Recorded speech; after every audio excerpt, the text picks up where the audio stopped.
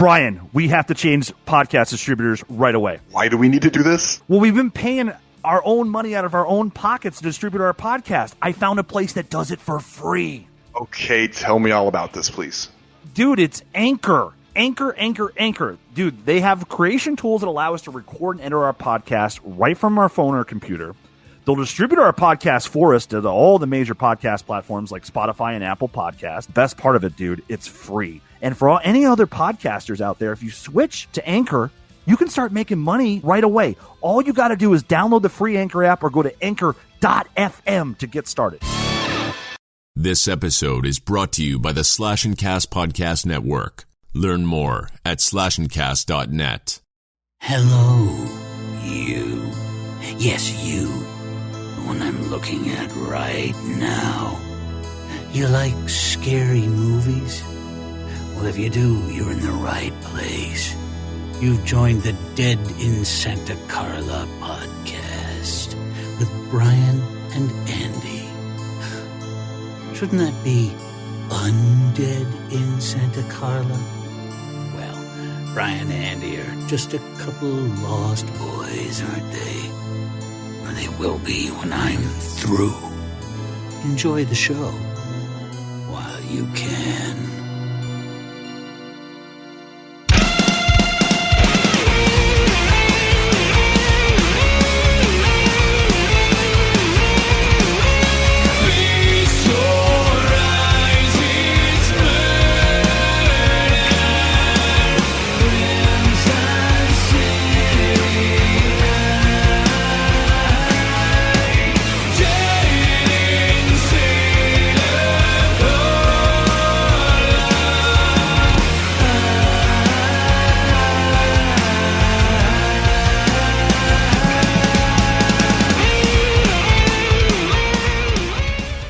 Hey, everybody, welcome to Dead in Santa Carla, part of the Slash and Cast Podcast Network. I'm Bryan. And I am Andy. What's going on, Bryan? Hello. Oh, living the dream, buddy. Yeah. Hey. Yeah, you sound good. You sound really good. Oh, do I? What do you mean? Yeah, you do. You don't sound all fucking digital and shit like you did when we tried to do this earlier. So, yeah. That's what's going on. Discord was having issues. Yeah. And well, actually, I think it was my internet was having issues, but we're good. We're here. Oh, yeah, you said that's right. Yeah, you said that's right. You did. You said you had. What was going on? There's some towers, like I don't know. Fucking do explode or some shit. I don't know. Who knows? Fucking shit. First internet trouble. Problems. If you can, I know there's worse things in the world going on, but man, internet trouble fucking does stick in my craw. It does. It does. Internet issues, like I start to panic and get really bad anxiety if my internet's having problems. Yeah. When we've become a society that literally eats, I know, sleeps and breathes scary, by right? the internet. Yeah, it's scary. It's kind of scary. It is, because you think about it, we've literally become tethered to this just one luxury that fucking tons of, hundreds of people in fucking Haiti don't have or wherever, you know what I mean? Like it's, but we've become so spoiled and so used to just everything. Yeah, it sucks. Fuck. My my TV broke the other day, and they haven't called me to fix my fucking TV. I've got that 5-year warranty plan, and no, they haven't. Bryan, I'm gonna be calling them. Mr. Harrison, I'm going to need you to remain calm. We're in the middle of a pandemic here. We'll get someone out there as soon as we can. All right. I know, man. That's what I was getting at too. Like, I'm tripping over my TV. I'm like, fucking bullshit, man. I want to watch my shit. And then there's so many other things going on, but God damn it, my TV is important. I feel you. No, I understand. Oh, well, man. What have you been up to, buddy? Not much, man. Just shit. I did a little welcome back stream on the Twitch. That was fun, just to check in with everyone. Said hi to everyone. It was good to see you on. Yeah, it was good. It was fun. Catching up with everyone. And then just same old, just watching some movie. I'm gonna watch 2 movies tonight. Can you believe I have? Okay, so I'm gonna watch. Finally break down and watch them. I'm gonna watch The Invisible Man and Crawl tonight. It's happening. Oh hell yeah, man! Yeah, it's happening. Definitely Double feature. Yes, that's what's going on with me tonight. Yes, sir. That's a good what's going on. That's sir. That's fun. Yes, Those sir. are both good movies. Yeah. Yeah. I need to buy Invisible Man. I haven't bought that yet. I have Crawl, but I haven't bought Invisible Man. Yes, you have Crawl. Yeah, you have Crawl. Yep. Hell yes, yeah, dude. So that's pretty much it, man. I know you were excited to talk about this movie we're about to talk about, though. Yeah, because this is your favorite film of all time. Yes, sir. Yes, sir. Not favorite horror film. Favorite film. All of Period. Boom. Yeah. Yes. All of it. Yep, it is. I absolutely love Halloween. I've been a fan ever since I can remember. It's my numero uno choice, and it was super fun to watch it because it always is. I watch this very regularly. Obviously, I watch this definitely every Halloween, and then obviously, a few times throughout the year, I'll pop it in. I have like 9 different copies of the movie around my house somewhere, I think. Something like that. The most recent one I bought a 4K version of it, and it looks beautiful. I'm like, okay, how much better can they make this 42-year-old movie look? Guess what? Yeah, they can make it look really good. They can, because it's gorgeous. Yeah, it's exciting. I know. Man, seeing these movies like. Going back to like this one, 1978, restored the way that they can now on the transfer. My goodness, it's so beautiful. It's unreal. Yeah, it's really amazing what they can do. But yeah, man, I was super excited to talk, and I think I gushed a little bit. And I'm sure, I think we both did a little bit actually. Yeah, I don't want to say. I don't want to sit back here and like I know it's your favorite film, but I fucking really like this movie too. It's one of my favorite horror films of all time. It is one of my favorites. It's probably top 5 at least. Yeah, at least top 3. Even? Hell yeah! Gosh, top 3. I don't know. Why don't you guys find out? We talk about it. We do. Yes, but do we want to hit them with the homework before we jump into it? Yeah, next week we're going to be doing Halloween 2 from 1981. Yes. I love it when we do this. I'm not going to lie, man. I really Back-to-back double feature on Dead in Santa Carla. Yes, it's next week, Halloween 2. If you have Cinemax, you can watch it. If you don't have Cinemax, you can rent it. There you go. Yes, you heard it here, folks. If you got that Cinemax, I know some of y'all out there got those Skinemax dough. I know you do. I know. Do they still show those kinds of movies? I have no idea. I haven't had Cinemax since probably they had them, so that's probably why I don't have them anymore. Yeah, no. I assume so. I mean, that's kind of always been their thing. I would assume they're a little risque. They had most of them had the same woman in it. Shannon Tweed, right? I don't remember if it was Shannon Tweed, but that's Gene Simmons' wife, correct? Yeah, was or is or long time wife. I don't see why. Who knows? I don't know. I don't know. I feel it's best to stay out of Gene's personal life. Yeah, we don't want to upset Gene Simmons. Considering that guy has fucked the entire planet. He has. Yeah. He plays a hell of a DJ too. But yeah, if you want to, if you all have Cinemax, it's Halloween 2 and Halloween 3 Season of the Witch are both on Cinemax actually. It's the only places you can stream them through a subscription. You can rent them though on Prime or Apple or Roku, whatever it is you do. Yep. All right, guys. Well, before we get into it, a real quick thank you and mad shouts out to all of you guys with the plays and the downloads and the ratings and the reviews and stuff. And, thank you guys. And then we can go ahead and say it now. We've got our Patreon getting ready to launch, guys. Yeah, it'll be launching soon. we're excited about it. Yeah, I genuinely think we'll have it ready within a couple of weeks after this episode drops. I genuinely think it'll be ready. I think so too. I think it'll be ready by then. Yeah, it's gonna be fun. It's just 2 tiers for right now, because we don't want to try to offer you too much that we can't fulfill, mostly on my end. But yeah, we've got 2 tiers: a $2 one, a $5 one, and they're self-explanatory when you guys see it. There's good stuff there. I think it's worth it. Yeah. We're really excited to launch that. Yeah, be on the lookout for it. In a couple weeks, guys, we'll have it launched. And thank you guys for all the listens, man. You guys are the real MVPs of this podcast. Mm-hmm.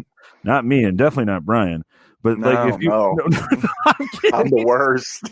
I'm the worst. Dude, quit telling people. That's our secret that you're the worst. I'm not. No one's supposed to know. We've said it 3 times. Nobody's supposed to know. God. We've said it 3 times. 3 times. Yes. But no, thank you guys for all the support, man, and the feedback on Twitter and everything, and being active with us on Twitter, listening to the podcast, all the listens. Like, we're growing each week, it seems. So it's like, this is like 4 or 5 weeks in a row we're seeing growth, and that's exciting. That's we appreciate it. So thank you. Yeah, guys. we do. Definitely. Yeah. All right, guys. With all of that being said, enjoy this discussion of Halloween. Halloween night. A small American town. 15 years ago.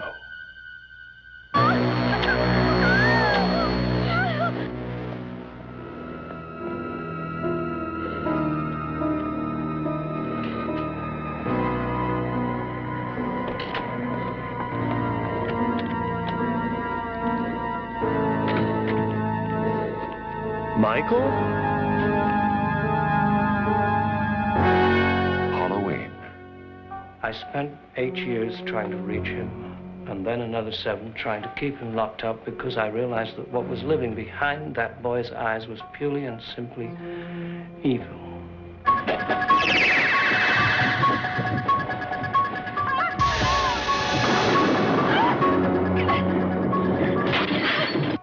I think he'll come back. Exploring uncharted territory. Totally charted. Just talk. Sure. The only reason she babysits is to have Halloween.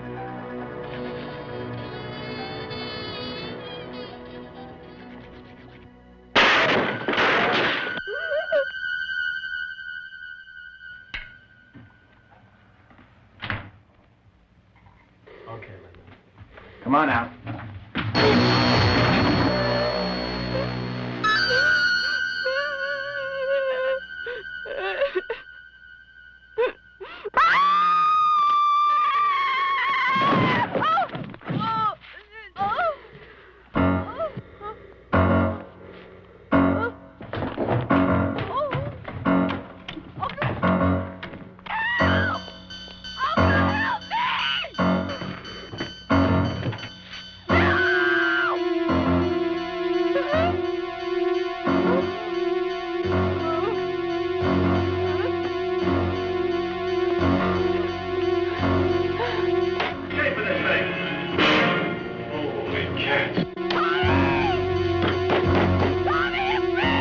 Halloween.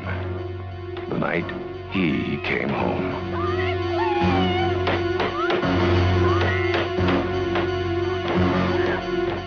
All right, Andy, we are talking about a fucking masterpiece. It is. I agree. We are talking about one of the greatest horror films ever made, one of the greatest slasher films ever made. Just a damn good movie, all in general. My personal favorite film of all time. We're talking about Halloween from 1978. Yes, we are. Your favorite movie of all my time, bud. Lord. We're finally here. Yes, sir. It took us a little over a year, slightly over a year to get to this discussion, and it's finally here, Bryan. Oh, I know. With I put it off. we go. Yeah, I put it off. I wanted to talk about the movie around the time, around the Halloween time. Sure. It was tough to wait though. It was tough to wait. Yeah. I'm not gonna lie. Many times I was just like, I want to fucking talk about Halloween. Yeah, I think you've mentioned this. Like, I think it was I forget what random month it was, like February or March. I'm like, let's talk about, like, I think you said, like, I forget what you said, like Halloween 4. I'm like, let's save those. Let's save them. I did. Yeah, I did. Yeah. I think you're right. I think I suggested Halloween 4. Yeah, I think you're right. It's about that time. Yes. Yeah, it's good to save them though. It keeps it fresh too, especially when you go to watch it. You know what I mean? So I kind of like it like this. Yeah. And, oh man, I sat down to watch these, and I did the 1 and 2 right after each other. Same. God dang, these are fun to watch together. Like, we won't talk about Halloween 2 because we're talking about that very soon. Wildly soon. Yeah, that'll be out next week. Yeah, next week. But it's every time I love this movie so much, and I think I tweeted somebody. I think it was the Murder Moose podcast mentioned that I'd probably seen this a million times, or it was Rod of the Murder Moose podcast said that I'd probably got this memorized, and I'm like, yeah, I do, but it doesn't. Like every time. I love this movie so much that every time I watch it, I feel like I'm watching it for the first time because I just get excited. I just get that feeling. You know that feeling because your favorite movie of all time is Rocky, right? Yeah. Tell me that when you watch Rocky, it probably just hits you. You know what I mean? Oh yeah, of course. You're just like, absolutely. Fuck yeah, I love this movie so much. Absolutely. Yeah. There's a handful of movies that hit me like that, but yeah, if it's your favorite movie of all time, I mean, it never gets old. I mean, it feels fresh every time you see it because you have an emotional. It's almost the best way to describe it. It's almost like an emotional relationship with it. It is. You're right. You have an emotional attachment to it, and I think a lot of people have that kind of feeling for a small handful of movies, maybe even just one. In their lives. So I don't know. I get it. I mean, dude, I'm with you. Like, this isn't even one of my favorite, like, this is not my favorite movie, like the favorite movie of all time. It's not even my favorite horror movie, but I'll tell you this, it's probably top 3. It's in my top 3 of all time for horror, for sure. Yeah, I remember you saying that before. Because here's the thing with this movie, that this movie does so many things well, and we'll get into it across the fucking board in this $300,000 budgeted movie. They did a lot of things right, but for me, especially after watching this latest watch I did, it's like, it's just a reminder of how well this movie builds the suspense and builds the tension.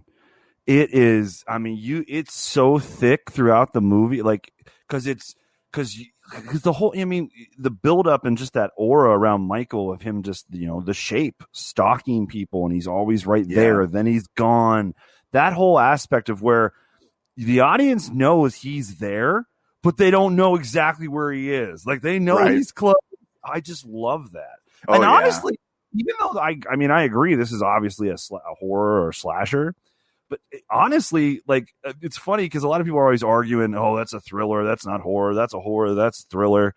Dude, this movie plays like a fucking thriller. It does. Yeah, it does. I just find it funny. I hear no one ever say, well, Halloween's kind of more of a thriller. And, like, it is. It has a lot of thriller elements with the tension. I mean, there's probably no blood in this. There's no gore whatsoever. Very little blood. But yeah, no, the way Carpenter is he's just a master at building tension, and honestly, this movie I think affects me more with built tension than maybe any other movie I've ever watched, because just the way it's executed. Yeah, absolutely. It's executed in such a freaking top-notch way, and just such a brilliant way, and it's kind of a slow burn, but you're always engaged. You're always interested because Michael is somewhere close. He's he was just in the frame shot before, and then they come back in the frame and he's gone, but he's still there. You don't know where the fuck he is. I just love the way that Carpenter and Deborah Hill wrote the script, where that's just that whole shape stalker, just relentlessness that this character Michael Myers has. I just love those attributes for him, because for me, it's what makes this film so great is this build of tension. This build up tension that comes full circle in the final act, and we'll get to it. But I mean, I think this has one of the most suspenseful final acts of any horror movie ever. Oh, really. Yeah, 100%. Yeah, when this thing, and you kind of mention it, it's a bit of a slow burn sometimes. Not in a bad way, though. It's not a bad way at all. This is methodical. The movie builds methodically to a best word to describe it, climax. And it's clearly methodical, because everything from the way everything happens, it leads you to this final act that is just top notch intensity, and it's always an amazing watch for me, especially you get there and I've seen this. I don't know how many times I've seen this movie in my 43 years of roaming this planet. I've watched it at least 50 times. Easily, yeah. I God dang, I couldn't even tell you how many times I've seen this movie. I don't know how many copies of this movie I own. Right. I think I have 9 different copies of this film somewhere around my house. That's so funny. At least. Because every time, if it's got a different box, I need it.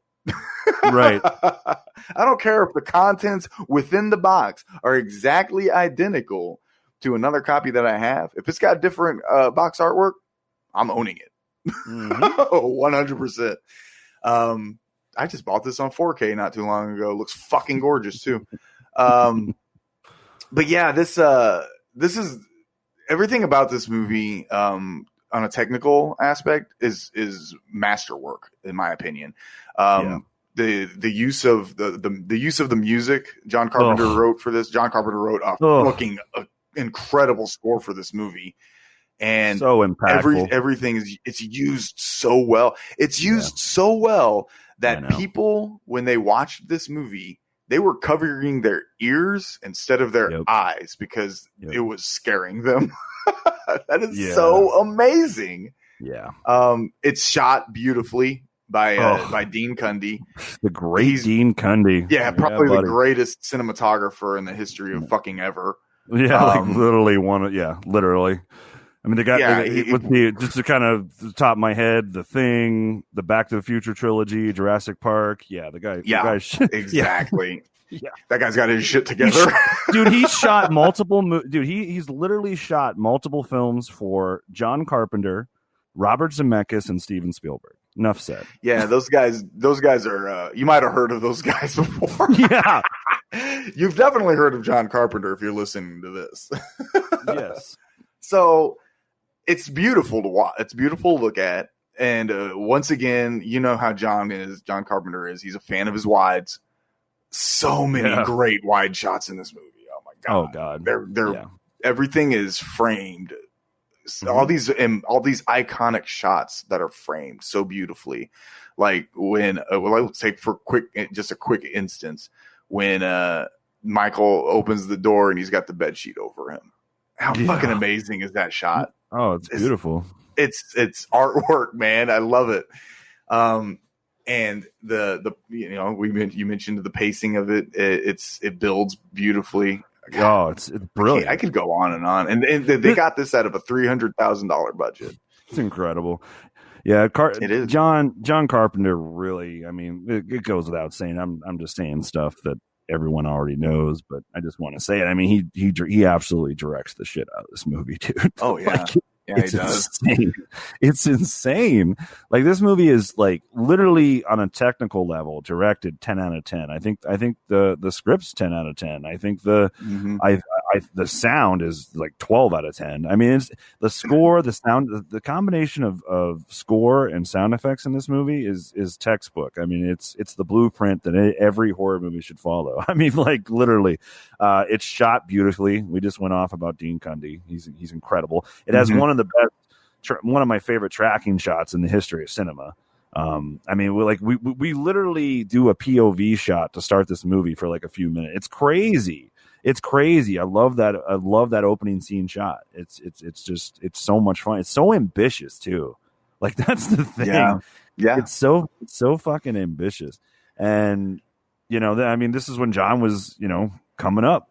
I mean, this was his first. He'd done Assault on Precinct 13, and this was a big opportunity for him. So, and did he ever take advantage of it? Holy it is. Holy shit. Yeah, him and Deborah Hill wrote a hell of a script, and she should not go unsung in this. Oh no, this movie. she was fantastic. Yeah, she in my eyes, she deserves as much credit as John Carpenter for this movie. She co-wrote the script. She wrote all the women, the female characters' dialogues.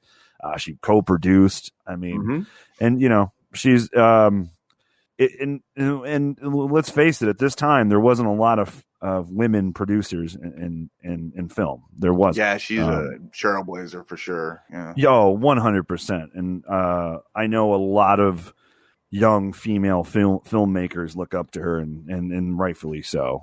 She deserves so much credit in the world for this movie even existing. She really does. It's sad. She passed in 2005.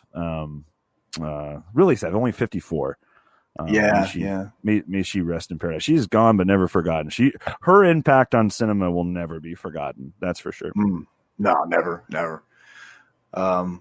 There's so many good things to say about this movie, dude. I mean, she described making this movie as a labor of love. It was a lot of hard work. I mean, because this shit was shot in California in the summertime. Pasadena. They had to make it look like fall, so they had to keep collecting the leaves over and over again and shit to use. Yes, so they had to paint. First of all, they had to paint a bunch of store bought fake leaves, paint them orange and whatnot to make them look like Midwestern fall.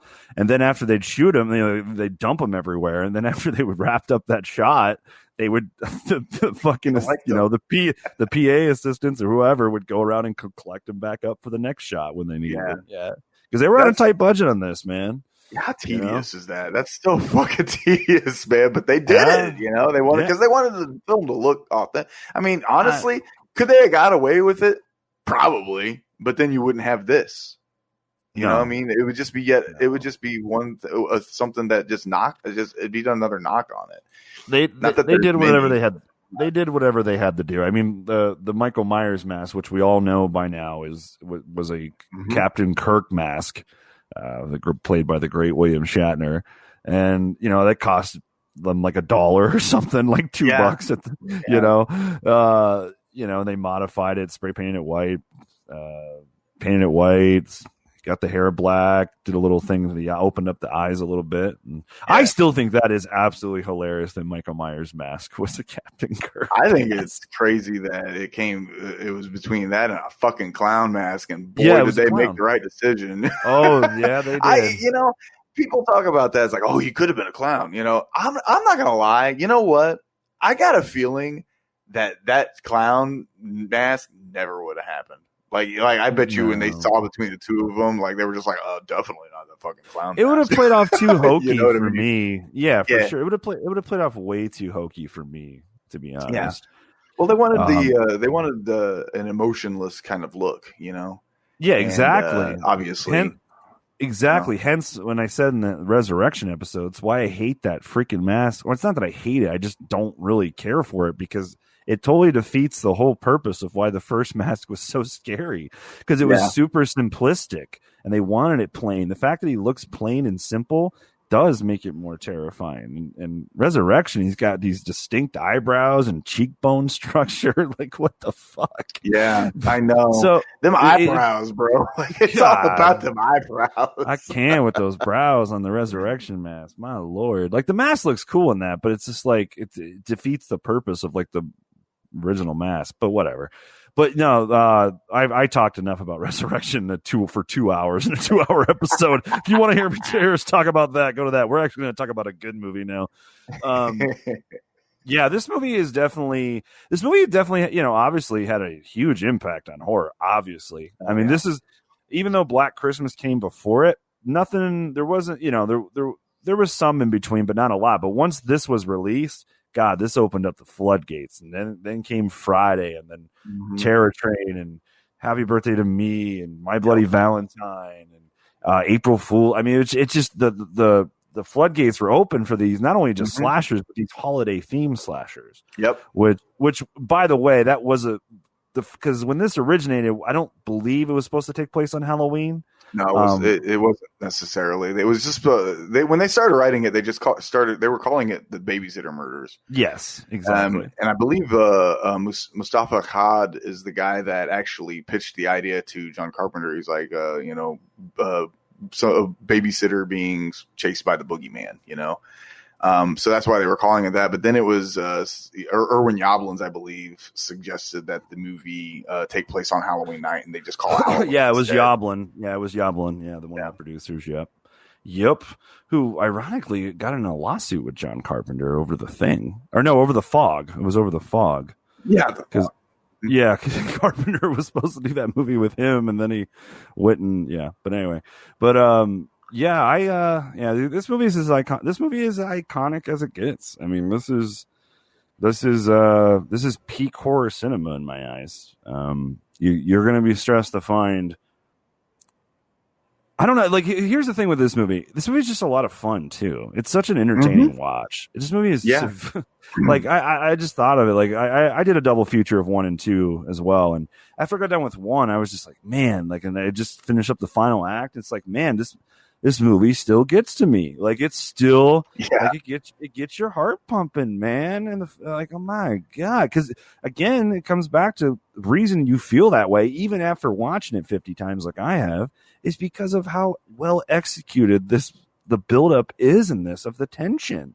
It's just it's masterfully done by Carpenter. It really, really is. And there's really it's just, I know, it's one of those things. He was on record as saying at first he just thought he got lucky with Halloween. It's like, nah, you're pretty talented, my friend. Yeah. He's made some bangers over the years, for real. Oh man. Well, let's talk about some of the casts in this, because this has got some few heavy hitters here. We got the very first movie from Jamie Lee Curtis, man. This is the one that launched her into the stratosphere, man. I mean, she came from a Hollywood power couple, Janet Leigh and Tony Curtis. Yeah. Janet Leigh, obviously, she's one of the most iconic scream queens herself. Psycho, dude. Psycho, yeah. But yeah, so we get. I can't remember how old Jamie Lee was when she did this movie. She was super young, 19. She was still a teenager. I believe she was 19. She was the only out of all of them. She was the only one that was still a teenager. I think she was 19. I believe. I think you're right. Yeah, I think you're right. She was 19. And then we got Donald Pleasance playing Dr. Sam Loomis. He's great actor. Easily aside of Jamie Lee Curtis, he's easily probably the second most iconic character in the entire franchise. Right. He's probably the number one for a lot in so many of them. That's the thing. I feel like while Laurie Strode is obviously the most beloved protagonist from the series, from this franchise, it's kind of like Donald Pleasance, the Sam Loomis, Dr. Loomis character. He's kind of the glue to this whole damn franchise, because I don't know if part 4 and 5 and 6 and even 2 work without him. I agree with that, especially with 4, 5, and 6. Correct. Because they barely work anyway. Right. Well, I like 4.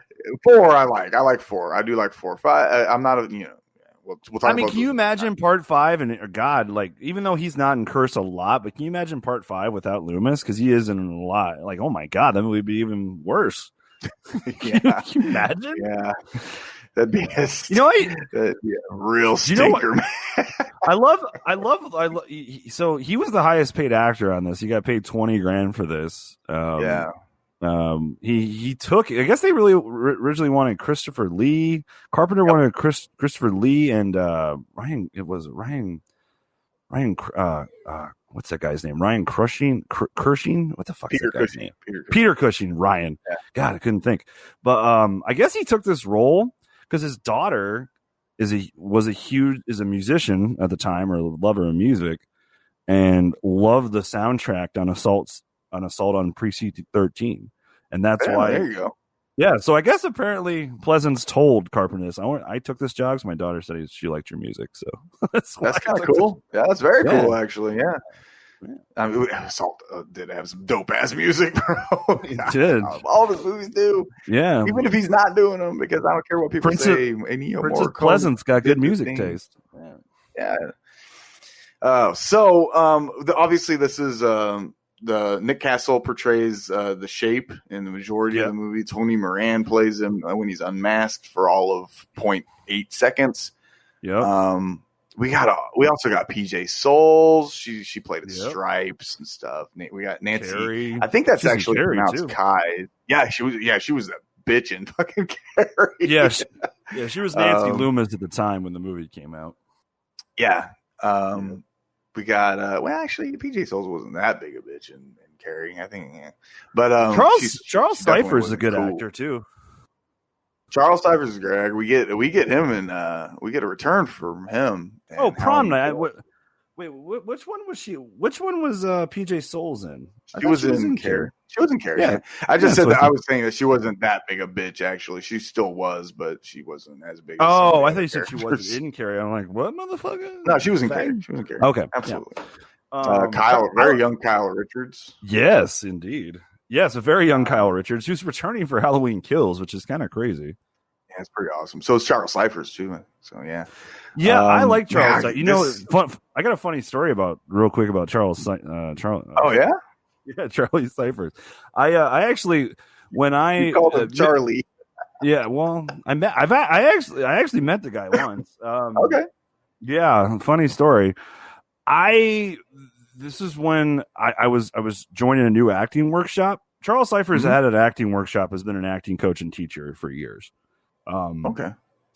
I submitted to his actors workshop, and I didn't get accepted.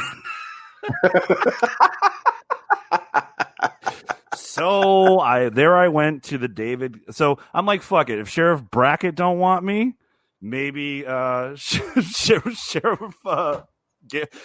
Garris will take me, and that's the irony of the story is I would then submit to the David Kagan School of Film Acting. And I got accepted. So there's two schools that I submitted to were ran by Sheriff Brackett from Halloween and Sheriff Garris from Friday the 13th Part 6. Jason, that's too fucking funny, dude. I like Charlie really cool, Cyphers. Actually. Well, yeah, that's a true story. He was a nice guy. He was very nice. I don't know why he didn't want me, but whatever. It's fine. I'm all right. Yeah, I don't know why you didn't Kagan liked me. David Kagan liked me. Sheriff Garris liked me. But I like him too. He plays the general manager in Major League as well. Yeah, he does. He's good in that. He's very good in that. His name's Charlie. I fucking love that movie. That's probably that's probably my favorite baseball movie.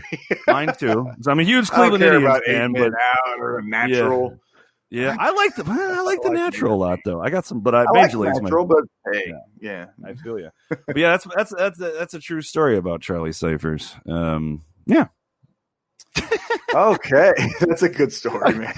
Sheriff if Sheriff Brackett don't want me, maybe Sheriff Garris will take me, and he sure did. Okay. Oh golly, a lot can be said about we can keep talking about the production of the movie. Then they 300,000 roughly. Yeah, I think it didn't take very long to film this movie. I think it took it was only a 30-day shoot. Yeah, 30-day shoot. Golly, that's crazy. Yep. I think Donald Pleasance was only there for like a week of it or something like that, wasn't it? 5 days. 5 days, yeah. So got a cool $20K for that 5 days. 5 days. I would do that. I would do 5 days of work for 20 grand. For sure. Yeah. It's ironic. The other two they wanted turned down the part because of the pay. They thought the pay was too low. They couldn't hit the quota. I think even what's his face I think it was Christopher Lee said that he regretted not taking that role. Yeah, I would too. Yeah, I mean, yeah. I'm glad he did though, because Donald Pleasance is incredible. Honestly, Donald Pleasance is fantastic. He's a really, really good actor. I mean, he really is. I mean, he goes back. I mean, dude, in the Austin Powers movie, Dr. Evil is inspired from the villain that Pleasance played on in the Bond movie. So it's like, yeah, it's exactly.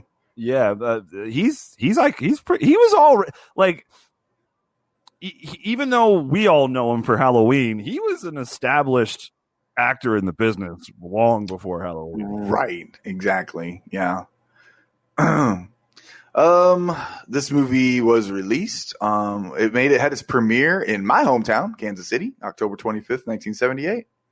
Nice. And I think that's pretty cool. I have seen this movie in the theaters. Oh yeah. Yeah, I went to and they re-released it in like 2012, I believe. They did a re-release of it, and so the wife and I we went down to, they had it playing on one screen at a downtown the Plaza, nice area of downtown Kansas City. Yeah, we went to go, so thankfully I've been able to see my favorite movie of all time on the big screen, and that's awesome. I was just beaming the whole fucking time, bro. Yeah, I'm not gonna lie, it was super fucking cool to be able to do that. That's awesome. And awesome. And what even made it cooler was that there was a lot of people there, dude. There was a lot of people there. It was really I cool. believe it. So, well, we're not alone, dude. I mean, like, here's some scores for you. 7.8 out of 10 on IMDb. That's really high for a horror movie, but I still think it's way too low. This should be over 8. This should be over 8 on IMDb. Easily. Close. It's close. It's 7.8, but it should be higher. 96% critic score on Rotten Tomatoes, 89% audience score. So we're not alone here. People love this movie. And I don't blame them. Should. Even Roger Ebert praised this movie. Roger Ebert does not like horror movies. No. Especially slasher films. He's not a fan of slasher films at all. To his credit, and like it's like whatever, he doesn't like them. They hated, like, oh my god, if you've ever seen, go on YouTube and just Google, or go on YouTube and search Siskel and Ebert Friday the 13th final chapter review. My god, they fucking blasted that thing. But he, in his defense, he's liked some, like every horror movie he's ever liked or given a positive review, it is a really good one. It is. Yeah. Another one he loved was New Nightmare. He loved New Nightmare. Yeah, he loved New Nightmare. Yeah, exactly. He thought he got it. So with this, it's like, we're not alone, man. Like, so many people like love this movie, and rightfully so. Here we are 42 years later still talking about it on this podcast. And it's still, dude, it still holds the fuck up too. Hell yeah, it does. God. It does. I remember when I first watched a really, really good cleaned up version of this movie, and it's shot so well that when they clean things up, it looks brand new. Like it's because it's shot so well. I mean, that Dean Cundy, though, I tell you, I think he's gonna make it. Yeah, I tell you that be all right. That's a hell of a combo, man. Carpenter, like, to shoot a movie, Carpenter and Dean Cundy, like, good god, like that's because Carpenter's got a great vision in of himself, obviously, and then you get a Dean Cundy one. I genuinely think he's probably the greatest cinematographer.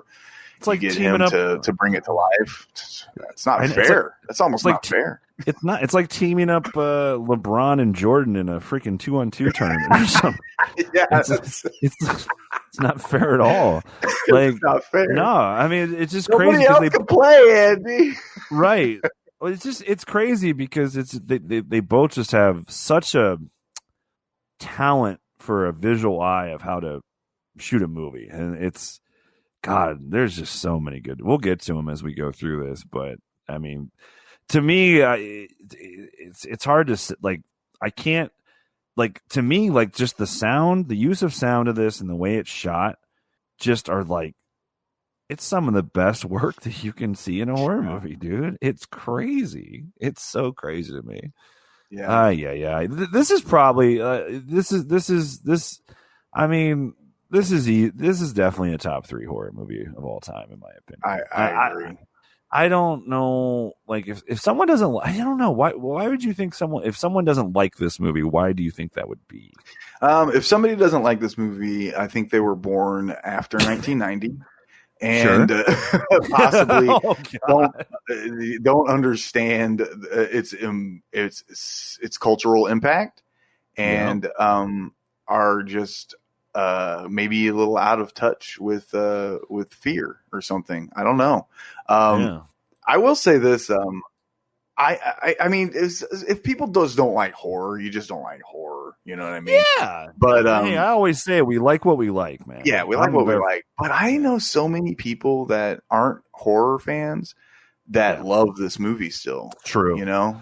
And that's, to me, that's just a testament to its storytelling, because this tells a story, dude. Like, it's great filmmaking. Yeah, exactly. And I told you, and I think a part of that, it comes back to what I kind of said here in the beginning. This movie plays like a really tense thriller. It does. Yes. It does, and it has the horror feel to it. I mean, it's got a guy in a mask going around butchering up people. Of course, it feels like a horror movie, but at the same time, the tension just like take Seven, for instance. Like the tension in Seven is through the roof too, and the tension is through the roof. But this is or Silence of the Lambs tensions through the roof. There's tensions through the roof in Halloween, but one's thriller, one's horror. Like, call them whatever you want, guys. They're all. Yeah. Is there really a big difference between a horror and a thriller movie? I don't think so. They all have the same. Yeah, not super. They all have the same elements. Like if you're watching a thriller, if you like really enjoy like a really creepy suspense thriller or just a really high tension filled thriller, you enjoy it for the same reasons you enjoy the Texas Chainsaw Massacre. Like, it's the same reasons. It's the exact same thing. It always drives me nuts when people argue about it. It's like, what are we arguing about? They're both. They're both. Like, for God's sakes. To me, it's the same goddamn thing. But whatever. But let's go through this movie, dude. I'm ready. Yeah, let's go through it, man. This is at its core a pretty simple movie.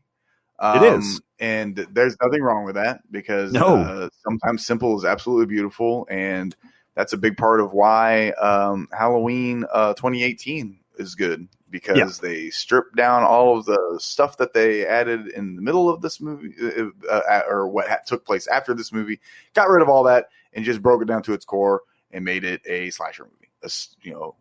So boom, easy peasy. Well, not easy. Easy in theory, execution is one thing.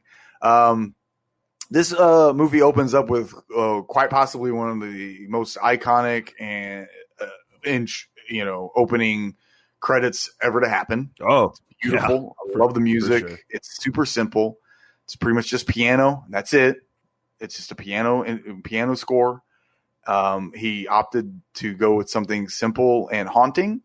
Yep. And I'm so glad he did, because it's one of the most recognizable themes in all of horror. Yeah. That's what I've heard. You're the music guy. I've read this and heard this, even think from Carpenter's mouth. At the end of the day, I guess supposedly like this, because I know nothing about creating music, dude. I'm totally ignorant.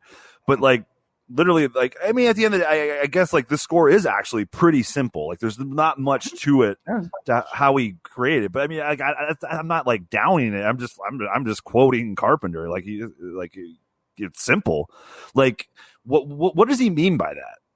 Well, there's not a lot of layers to it. I mean, it's just piano.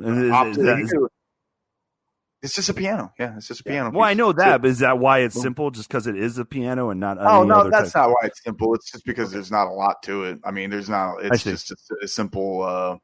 It's just a simple tune. It's a simple tune at the end of the day. Yeah, there's not a whole lot to it. But it's haunting, and that's what, and it fits the mood of the movie.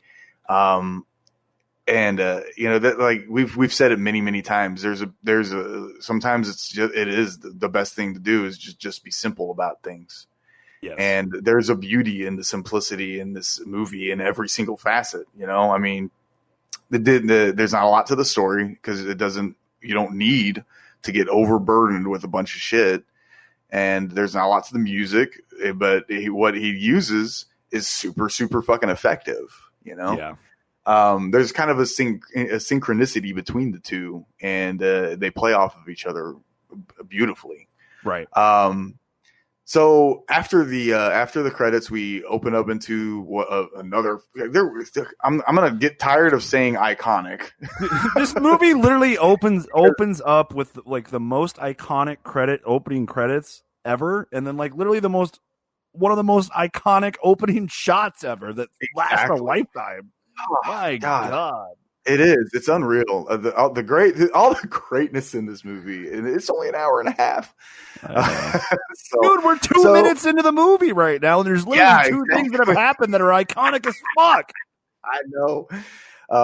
We get a fantastic POV opening where we are following a girl and a boy. They're kind of making out on a couch, and then they take the party upstairs.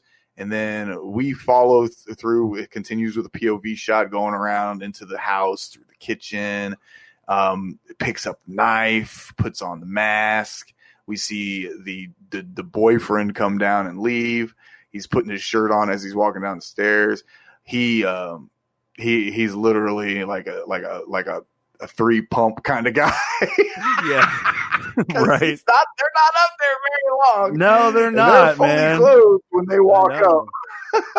So he ain't doing a lot of bragging. No, he's not. He shouldn't be, at least. No, not at all. He puts on the POV, puts on the mask, and then moves into the room where we see her. Her name is Judith Myers, and she's like brushing her hair, and then she turns around, she screams Michael, and we start getting the screaming, the stabs, and then the POV once again it continues and shoots outside where it is revealed as two people pull up and take the mask off that we have been in the head of a very, very young child. Yeah. I believe he's 6, something like that. 6 years old. Yeah, I think he's 6 years old.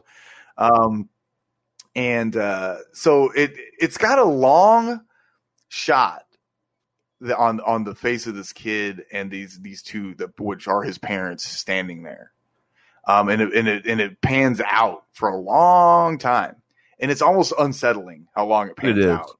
I guess John Carpenter did that intentionally because he wanted people to have that "what the fuck did I just watch" effect, and he wanted it to be there and to kind of resolve itself by the time it went to the next sequence. Sure. Because he didn't want anybody to be in the middle of the next sequence going, what the fuck was that? You know what I mean? He wanted them to have that what the fuck was that moment, and get rid of it so they could move on to the story. Sure. And then it flashes forward to October 30th, 1978. This was 1963 in the opening of the movie. Yes. And 15 years later, day before Halloween, we get to meet our main hero, one of the greatest protagonists in the history of horror films. Dr. Sam Loomis, played wonderfully by Donald Pleasance, and love that character. I do too. I love the Sam Loomis character. I love this. He's kind of funny too. He's super funny, and he's a super dick. Yeah. Well, I mean, like no one, dude, for 2 movies, well, at least a movie and a half, no one, especially this movie, no one fucking listens to him. Nobody listens to him. Jesus. And it's kind of crazy when you think about it, because he's like, this guy's been a psychiatrist for 15 years. Maybe he knows what he's talking about. Yeah. I don't know. But he is accompanied by a nurse named Marion Chambers, played by Nancy Stevens. Nancy Stevens is a fucking dime, by the way. Yeah. She's super gorgeous. I think love she's that her. super pretty. I love that her character's a nurse and she's always chain smoking. It's my Chain favorite thing. smoking like it's her job, dude. It's great. Oh man. So he's basically telling her that we're taking this patient to a minimum. It's like a minimum security or minimum care kind of place, So because he's been catatonic for 15 years, he hasn't said a word. Hasn't said a word. So he's explaining to her why they're going to shoot him up with Thorazine and shit before they put him in front of the board and all this shit. She's like, he'll barely be able to stand. He's like, that's the point. She's like, he's like, don't underestimate it. He says. Yep. She's like, can we refer to it as him? He's like, if you want to, if you want to, whatever, because so he's like, he sees the evil in this person. He sees it and he knows it's there, and you can tell that you can already tell that he's literally been obsessing over this patient for 15 years. Yeah. You can tell by the way he's talking about it. Yep. And of course, she's never met this patient, so she just thinks this guy's kind of kooky. Yeah, well, they all do. No one in this movie wants to listen to Dr. Loomis, and God, do they pay the price for it? Yeah. Oh, God. So they get to the past the gates, and all these patients are wandering around outside. It's like super late. And it's I don't raining. think this is normal. I know. She's like, since when do they let them walk around? I know. And so he tells her to pull off, and he steps outside. And when he does, somebody jumps on the top of the car. It's pretty fantastic. She rolls her window down. A hand shoots in, grabs her face, and she guns the car for a little bit, and she manages to get away and slide all the way over into the passenger seat, and then a hand comes down, blasts the fucking glass. And it's kind of cool because now that this is all cleaned up, you can see that there was a wrench. He was holding a wrench to break the window. But I back in 1978, or when this came out, it was you wouldn't hardly seen that shit because it's so on VHS or even on VHS you weren't going to see that, even DVD for that. No, hardly at all. Yeah, but yeah. So she dips the fuck out because this is not fun. No, like who the fuck would want to stay in there? Patient jumps in the car, takes the fuck off, and Dr. Loomis knows that it's people get mad about this part real quick. People get mad about this part. They're like, okay, how the fuck can he drive? Listen. Yeah. I mean, I know he's never driven a car, but how hard is it really to drive a car? Is it really that hard? No, it's not. At the end of the day, I passed my driver's test first time. Sure. But at the end of the day, also, I've thought about that too. And there's honestly, there's really a lot of easy explanation for that. I mean, first of all, in 15 years, they have to have taken him to places because there's certain things they probably would have to do, like dental care, things like that. He hasn't. It's not like he.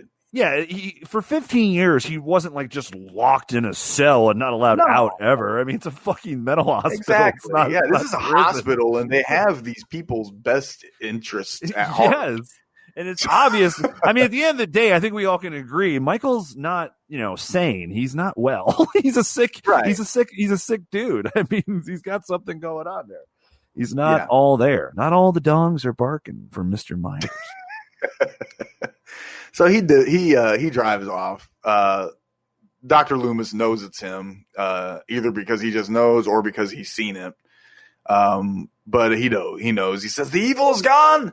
I love it. At these moments like this, I kind of wish we had Jay from We Watched the Movie, right? Because he does a pretty damn good Sam Loomis. So funny. He's hilarious. So he takes off. And it's funny because Dr. Loomis, he really barely checks on Nurse Chambers. He just walks up and then sees, and then he just takes off. He's like, I got it. And then he just takes off. finish saying what he's going to say. He just leaves her sitting Yep. on the side of the road in the rain. He knows, man. I love that. I think it's super funny. Dude, he knows. Dude, there's no time to waste right now. Every second wasted. Every second. He knows, but no one wants to fucking listen in this movie. But he knows every second wasted is another second that he can kill someone. He knows. Exactly. He knows where this is going. Yeah. He knows, man. All right, so we cut to the next day. It's morning time. We meet the amazing Laurie Strode, played by the ridiculously talented Jamie Lee Curtis. Yes. She's wonderful. This was her debut. This was her debut. Her film debut. What a debut. Yes. How many people can say that the first role they ever played in was a couple of things? Was arguably the greatest final girl of all time. Yep. Okay. And also, and arguably, possibly one of the greatest horror films of all time. I know. Wow. Pretty dope, man. Yeah. It's all downhill from here. All downhill from here, kids. It is, but it is. She's had a fantastic career. She's God, I love Jamie Lee Curtis. I can't say enough of good things about Jamie Lee. You know what she's really, really good in? And it was kind of in the middle of her career, and it kind of gave her a little rejuvenation. A little bit was True Lies. She's really True Lies is so awesome. Yeah, she's really good in that movie, dude. And she got a lot of shit for that one scene where she just strips down to her underwear, which she's not even nude. Like she looks great. She looks sexy. Who can she did it? She was happy to do it. Yeah. I mean, God, that was the biggest thing. Like, man, like she was like in like super duper shape for that movie. Like she was like she was probably in her like probably close to 40 when she shot that, or probably in her like 40 exactly. I don't even know, but like. You know, she had a body of a 25-year-old. She looked show it, girl. Get it. You know, and she wasn't even nude. She got so much shit for that from critics. I remember that. Guess I what? think actually Cisco and Ebert were one of them. I think. I think it was Roger Ebert. I think it was Roger Ebert. Yeah. She ain't getting no grief from me. Not to mention she's really good in that movie. But I love, obviously I love the Laurie Strode character. Who doesn't? Yeah. I don't know too many people that don't. Well, that dumb bitch in Resurrection can fuck off, but this Laurie Strode I like. That's funny. So we meet the incredibly pure Laurie Strode. She's walking to school. She has to drop a key off for her pops. Her dad's a real estate agent, and he's having somebody come look at a house. Happens to be the old Myers house. And she meets along the way. She meets Tommy Doyle, played by Bryan Andrews. Tommy is not Paul Rudd in this one. No, right. No, it's not Paul Stephen Rudd. No. Okay, good. God, that movie's terrible. I watched it. Yeah, it's bad. I hate that movie. I don't like either one. I don't like either cut. Michael's super vicious in it, and the mask actually does look really good. And that's the one thing they I actually really like. There's some shots in that. The mask looks really good. But let's put it this way: it's way better than 4 and 5. Let's just put it that way. Mm-hmm. But But yeah, that movie, I can do that. Yeah, I still hate that story. But anyway, go ahead. Sorry, interrupted. No, you're good. Let's talk about a good Halloween movie. Let's talk about a good one, yeah. So she meets Tommy on the way to school. He is like this. He's the neighbor kid that she babysits him all the time. She's his regular babysitter, and she tells him, he asks her, "Why are you going to school this way?" She's like, "I got to drop off a key for my dad at the Myers house," and he immediately is just like, "You can't go there. That's a spooky house, like that's a bad place, man." Yeah. And Laurie, she should have listened. You in danger, girl. Yeah, she should have listened to Tommy because she drops the key off, and we get it. Boom, the music cuts in, and people jump, and it's so fucking good because we see just the silhouette of a head, Yep. And looking out a window at her. Yes. And this is you're right about the sound. You're right about the sound because even though we've heard the score up to this point, This is the first time, like, when Michael appears where, like, the fucking hardcore sound effects kick in. Dude, it just kicks in right the right second. And it's so impactful. I can't stress enough how much I love the use of sound in this movie. Score, effects, all of it. It's so good. It is. It's the blueprint. It's the blueprint for horror movie. I'm sorry. It is. It is. Oh, it is. You can't convince you're me absolutely otherwise. right. No. So immediately, he starts stalking her. Because her and Tommy she starts walking down the road. Tommy takes off to go to school.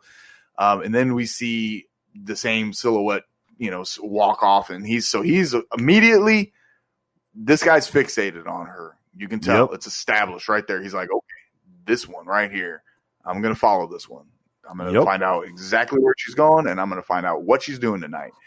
Because we cut to, eventually we cut to school, and he's watching her. He's watching her through the fucking window. She looks out the window. She sees him standing by that fucking car.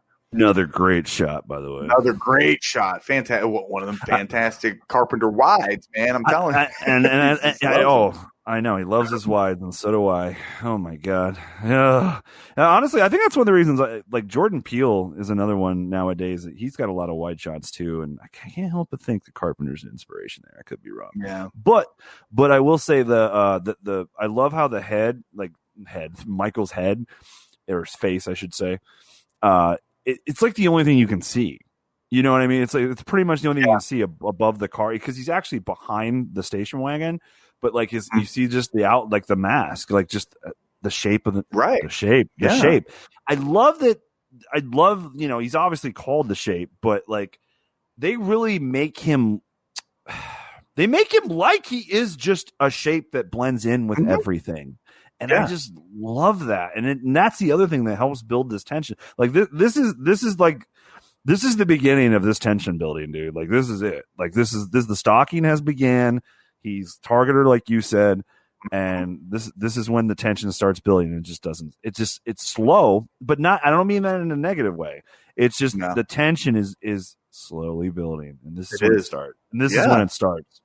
Yeah, he's got like, John Carpenter has his hand on the tension dial, and he's just gradually turning it. It gets to 11, kids.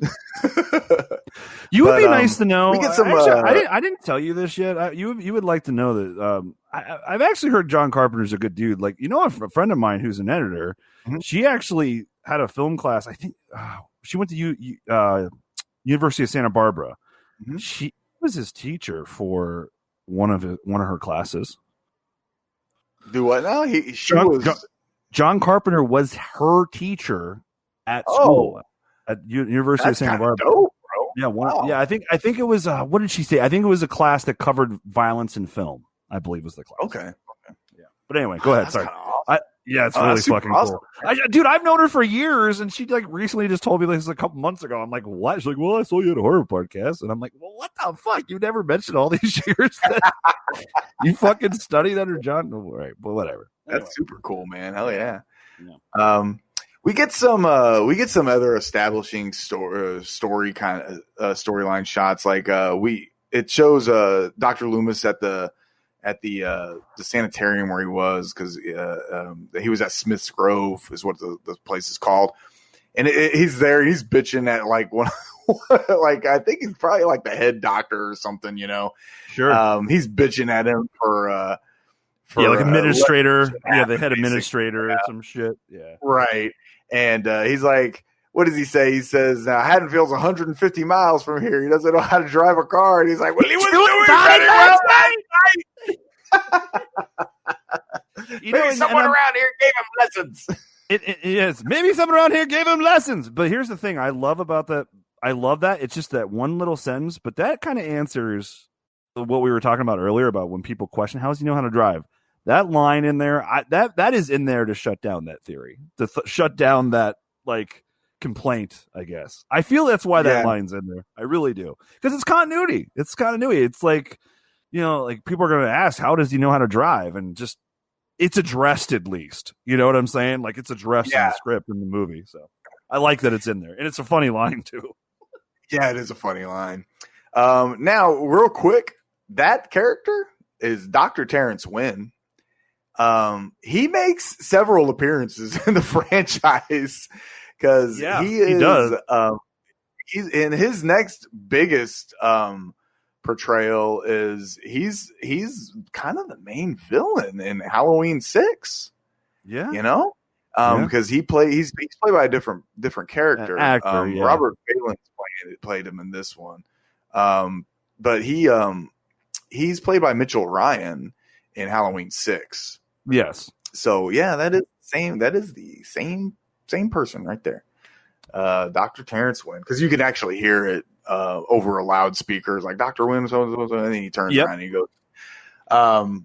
So this is the poor Dr. Loomis has 150 miles to drive. Along the way, he conveniently finds he makes a phone call. This is when he actually pulls it to back in the day, young kids, for listening to the podcast. There was these things called telephone booths.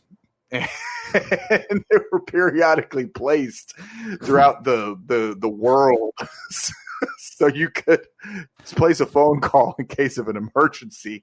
Because back then they didn't have cell phones. So he calls Haddonfield police, and he's trying to warn them of what's coming.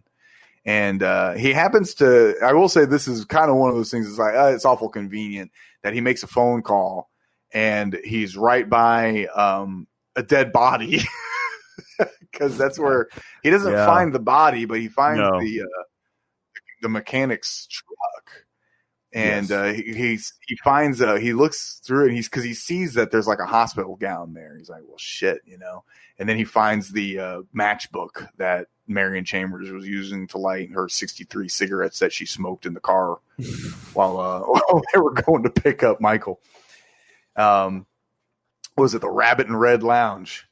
And he finds the matchbook from that place. So he's like, well, shit, he was here. And then when, of course, he walks away, the camera pans and there's a dead mechanic kind of in the bushes. So we go back to now we are pretty much back in Haddonfield for the rest of the movie. We are. We get to meet Laurie's two best friends, played by PJ Souls. She plays Linda. We get Nancy Kyes plays Annie Brackett. I had a crush on Brackett. I had a crush on Annie back in the day. Oh, I don't. I did. Of course you did.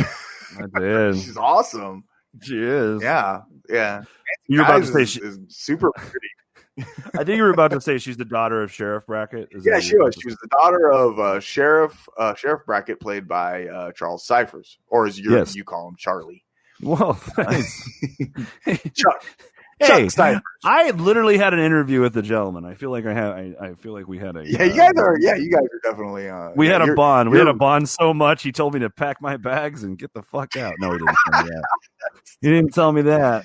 Yeah, it was he's been an acting coach for a long time. He like, I mean, even not even just well, yeah. I mean, not only is he an acting coach too, he's a working actor too, obviously, but he's been he has his own acting studio, and I think he coaches act like one-on-one with certain actors too. Which David Kagan did too. Like David Kagan, he was a acting coach for Ted Danson, was this big one.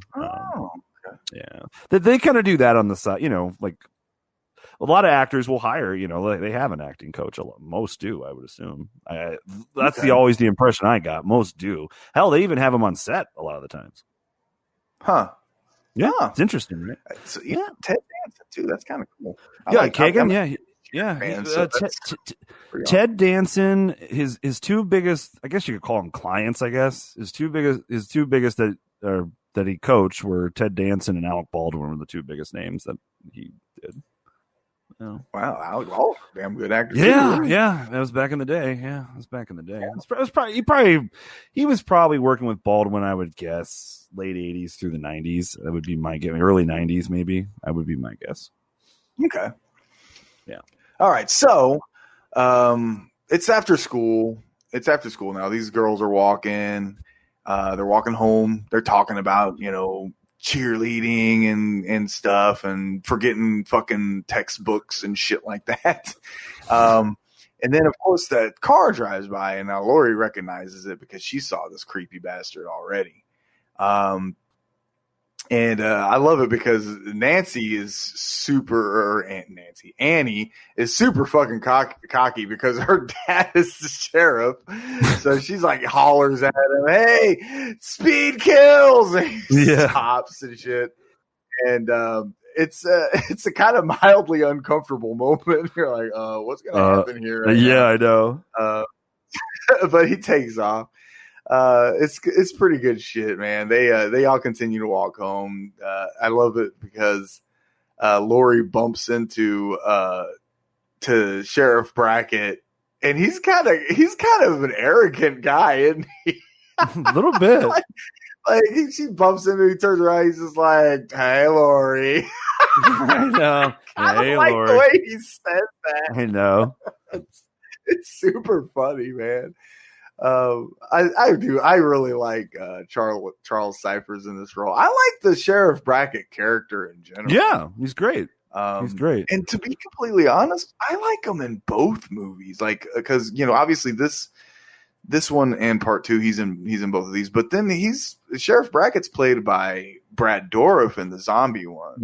Yeah, he's great. I like Sheriff Brackett's character in that movie too. I really did. I did too. Okay.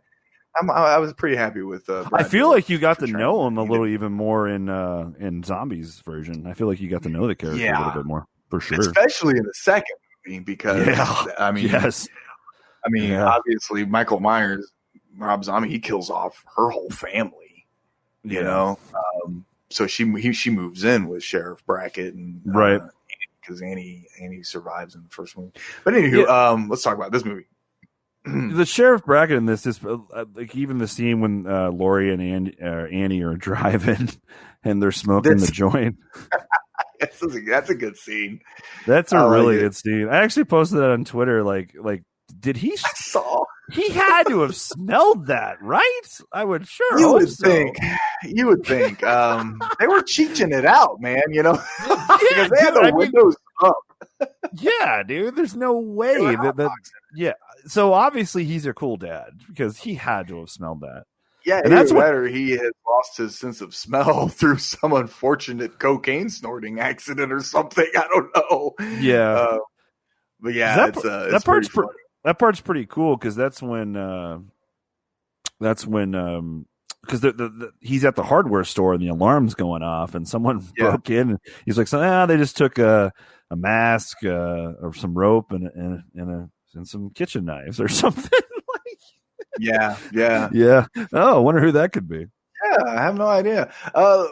There's an interesting thing about when we get to that part because we also get to see that Michael is following Tommy as well because he heard them say, "Hey, are you coming over tonight? I'll see you tonight." So he knows that if he follows Tommy, eventually it'll lead to Lori as well. So he's kind of keeping his eyes on both people, Right. So, because we see Tommy, he's kind of getting bullied by Lonnie and some of the other kids in class. And these little bastards cause him to fucking bust his pumpkin open. I know. Real quick though, when you were in school, did they give you like big ass pumpkin? That was fucking pumpkin was humongous, right? Yeah, I don't know. They gave us it was usually the smaller variety. Yeah, I do remember in elementary school though. You're right. I do remember getting sent home with pumpkins. You remember that, right? I think we would paint them. I think we would paint them or do whatever. Yeah, exactly. Yeah, but they weren't big. I mean, Tommy scored on that one. It was humongous, bro. Yeah, that pumpkin was enormous. I know. It was bigger than him. And so they trip him. They're teasing him about the boogeyman and shit. And they trip him. He falls on his pumpkin, busts open. But one of the kids, I can't remember if I think it's Lonnie. He runs out and he runs right into Michael. And I love it when he runs into him because Michael grabs him and that music kicks in. And he stares up at him like, "What the fuck is this guy? And then he turns off and runs the other way. Yep.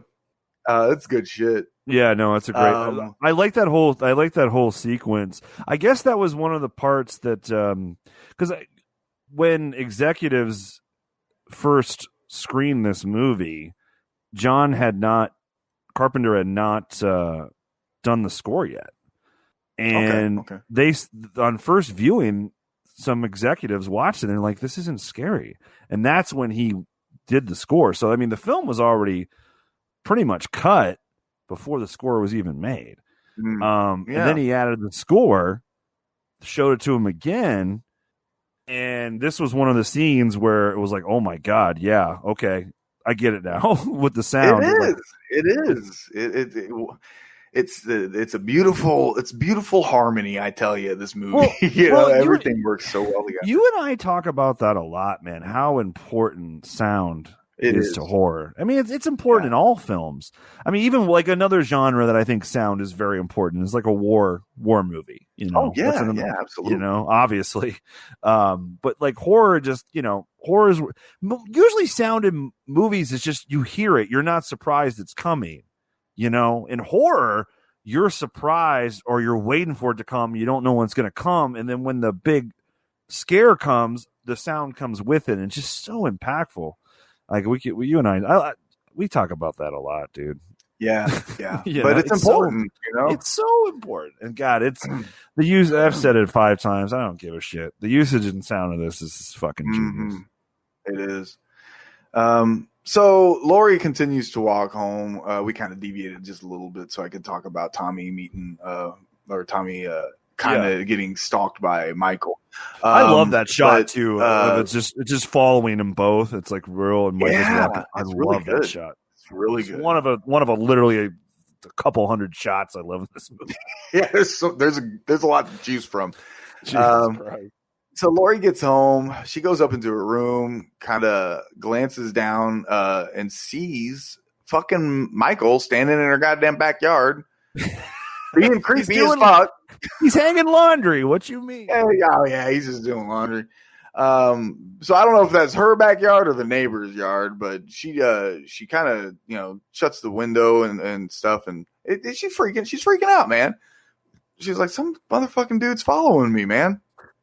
And we get this really good fucking phone call that Annie makes. Annie calls her and she's like chewing. Like, who does that though? Like, when you call somebody, do you usually have a mouthful of food in your mouth just chewing? So it's kind of funny because she calls her. She's like, "Who is this?" And she thinks it's like some obscene phone call and stuff, and hangs up. So she calls her right back. She's like, "Why'd you hang up on me?" I like it, man. It's good stuff, dude. There's some television sequences that I didn't watch because I didn't watch the TV version. Did you watch the TV version by chance? No. The TV version? No, I didn't. Yeah, you didn't for this. You've seen the TV version though, I'm sure. Yeah. Because he shot like 12 minutes of additional footage to fill a 2-hour time slot. Yeah. There's like a scene where one of them comes by to try and pick up like a blouse and shit like that. But we'll skip that. That's not it. So it's this is where we find out that Dr. Loomis is in Hanfield now, and he immediately wants to go to Judith's grave, which I find kind of interesting in a way. But he knows Michael better than I know Michael, so he immediately wants to go see Judith's grave. And when they get there, the headstone's gone. Those things are pretty fucking heavy, man. Well, Michael, he's been hitting he's kind of a strong dude. He's been hitting the gym. Yeah, guy won't say a word and won't move at all, but you put some weights in front of him. Dude, I've seen out reps. I've seen this fool lift up a nurse from the back with a scalpel. So I mean, he's pretty strong. He's pretty strong. Yeah, and so is that scalpel. So. Yeah, he immediately sees that the grave's gone. He's just like, well, he came home. He knows he's here. Now we're at the point where it's time for Laurie to go to work. She's going to go babysit. But she's getting a ride from Annie. Annie's coming to pick her up. and it's great. Annie rolls up, dump in there, and she's like, "We just got enough time." So she has a joint lit, and they start smoking a little grass on the way to work. I just sparked it up too. No, I'm kidding. Oh man, I'm kidding. Jesus Christ, that was a good cough though. So Bryan, I they're did cruising, study acting for 6 years. I did. Yeah, but not under Charles Cyphers. No, definitely not under Charlie Cyphers. No. Sheriff Brackett did not let me in, but Sheriff Garris, you did. You believed in me, Sheriff Garris. I love you. I never talk about that. I bet a lot of we have a lot of Friday fans, even from the network, that don't know that. Yeah, I studied under David Kagan, who played Sheriff Garris. That is true. Yep, but that is a true story. All right, so they're cruising to work. Annie's picking her because she's like babysitting a girl that is like right across the street from the boy that Jamie, that Lori's is babysitting. God dang it, all these names flying around. I'm starting to get fucking confused myself. I know. But you're in agreement that he smelled the weed in the car, though, right? You're in agreement. Oh, 100%. Like, okay, so they do. He had to have. If he didn't, I know. If he didn't, he's a fucking horse's ass, and he's the worst cop on the fucking planet. Dude, that was my thing. Up, and she's like, "My dad," and they've got this, like, they're all smoking. The windows are up. Okay, so they're like totally cheeching themselves out, and they pull up, and I don't know why. Me, if that would have been me, I would have just been like, "Oh, that's my dad. Let's not stop because he's a police officer." But no, exactly. She's like, "It's my dad. Must put out the joint and air out the car so I can pull up to my cop dad and speak with him." I was just thinking their thought process. Now, that being said, they are high. Yes. So they are. So they do. They pull up. And here's where I do have a small minor issue with the movie a little bit. Ooh, it's going to shave some points off, I'm sure. Oh, yeah. Yeah. 0.0001. If Michael's been in town this amount of time and he already has his mask, and he's already broken into this place, and it's after school, why is the alarm fucking still going off? Because it would be going off all day. Maybe I have it. I have an explanation. Maybe it's a month. Maybe it's a Monday, and a lot of stores like that back in the day, or even nowadays, are closed on Mondays. But he broke in early in the day.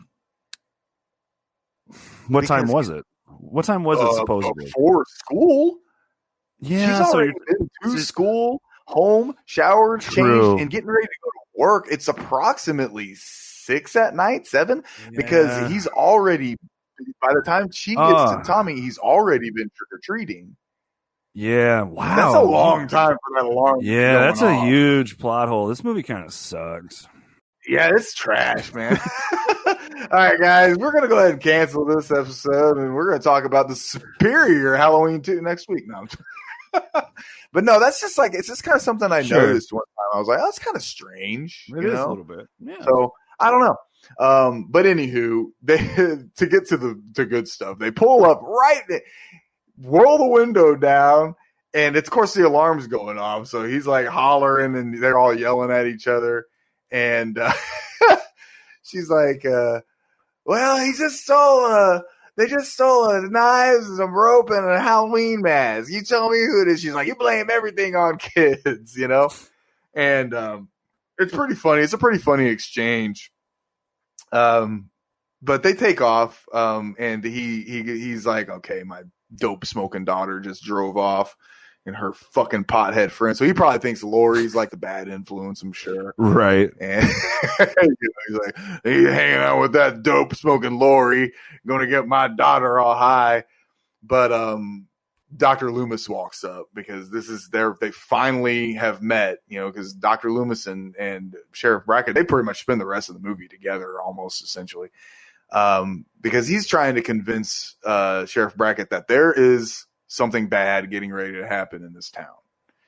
Because right now, as of now, the only thing that's happened is somebody's been super creepy stalking young girls, Yes. and boys.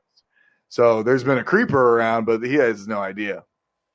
And it's kind of cool because Loomis, if he'd have just turned around and kind of paid attention to traffic, he would have seen literally Michael Myers drive right behind him. Well, I'm okay with it because this is another shot that I just fucking love, because you can actually see the car slowly pull up to the intersection and just come into frame, and it just stopped there at that intersection, and then it just goes, and I love that shot. It's great. Yeah, it's really good. So Annie drops Lori off, and they begin their babysitting career. And Sheriff Brackett and Dr. Loomis, they decide they're going to go try and find Michael. So they do things like they go to his house, and shit like that. It's pretty cool. I like the because we get a lot of like great dialogue between Dr. Loomis and Sheriff Brackett. Yeah, where he's kind of explaining to him. Yeah, a lot of Loomis's dialogue Carpenter wrote, where I think, from what I gathered, I mean, obviously they co-wrote it together, Deborah Hill and John Carpenter, but his focus was the Loomis dialogue, pretty much. Like this scene, and then once they get to the Myers house too, that's another. You're right. This dialogue here, it's really good. It is, dude, and it's really delivered exceptionally well by Donald Pleasence. I can't stress enough. I mean, horror fans already know this. I'll just throw it out there. I mean, like, dude, horror fans love this character. Oh my God, he is so beloved, man. Like, people love him, and I do too. I'm one of them. He's great. He's fantastic. He really is truly well played. I like this scene too in the car. I like a lot of Loomis's dialogue because, one, the dialogue's really good, like you said. And then Donald Pleasence is just really fantastic in this role. Oh yeah, it's so good. I mean, the way he describes Michael, and because we get a lot of like the classic stuff that I did here, the blank expression, the palest eyes, the devil's eyes, and the blank, looking past the wall, looking to tonight, and looking at this night. It's like that's such good stuff, man. Yeah, the blackest eyes, the devil's eyes. Yeah, it's so good, dude. And like I said, I can't stress enough. Donald Pleasence is so good in these scenes, man. Yeah, he is. He's awesome. He's a pro's pro. It's he's a pro's pro, and it shows because he's so invested. I mean, this was definitely. I mean, this was a lesser paying job than he was probably accustomed to. But again, he only worked on it 5 days. But right, yeah. He made $20,000 for 5 days work, but like for those 5 days. He was fucking into it, man. I love it. Well, he's just a professional, Yeah, exactly. And like a lot of these people are like, because I mean, Jamie Lee Curtis, she's the same way.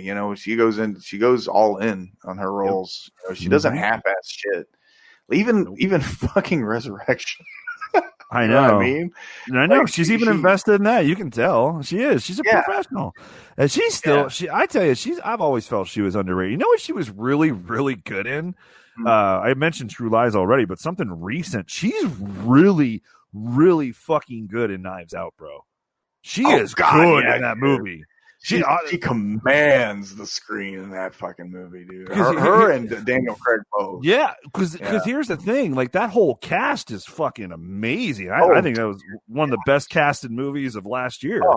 Oh easy, my God. Easy, dude, top to bottom. All A-listers almost, literally. Fuck. Yeah, dude. I mean, there's some actors in there that I like adore. But what's funny in that movie is she like you said, Daniel Craig's character sticks out, but Jamie Lee Curtis's character in that really sticks out in that movie, dude. Big time. She's fantastic, yeah. Because she's great. Yeah. Basically, I was saying she sticks out among all these other A-listers. Yeah, she's fantastic. Yeah, that's such a fucking good movie. Yeah. So where are we at here? Okay, so he's Loomis is spending his time trying to convince that Sheriff Brackett that shit is about to fucking go down. They go to the Myers house. Yeah, they're at the Myers house. Yeah, that's they're at the Myers house. They find the remains of like a fucking dog. Bryan. And he says he got hungry. He got hungry. I know. He got hungry, man. Dude, and I love how he delivers that line too, because he's saying it like he's not surprised. No, not surprised at all. He knows. He says it like almost like it's something he would expect from Michael. That's the way he delivers that line. I love it. It's so subtle, but that's how I've always taken it. And that's how he says it. Is just you got hungry. Yeah, you got hungry. Just not fucking surprised. The fucking nut job. He's a fucking psycho nut job. Oh, man wouldn't do this. And he's like, he's not a man, Exactly, dude. So we get to see that Lori is like the greatest babysitter ever to fucking sit a baby.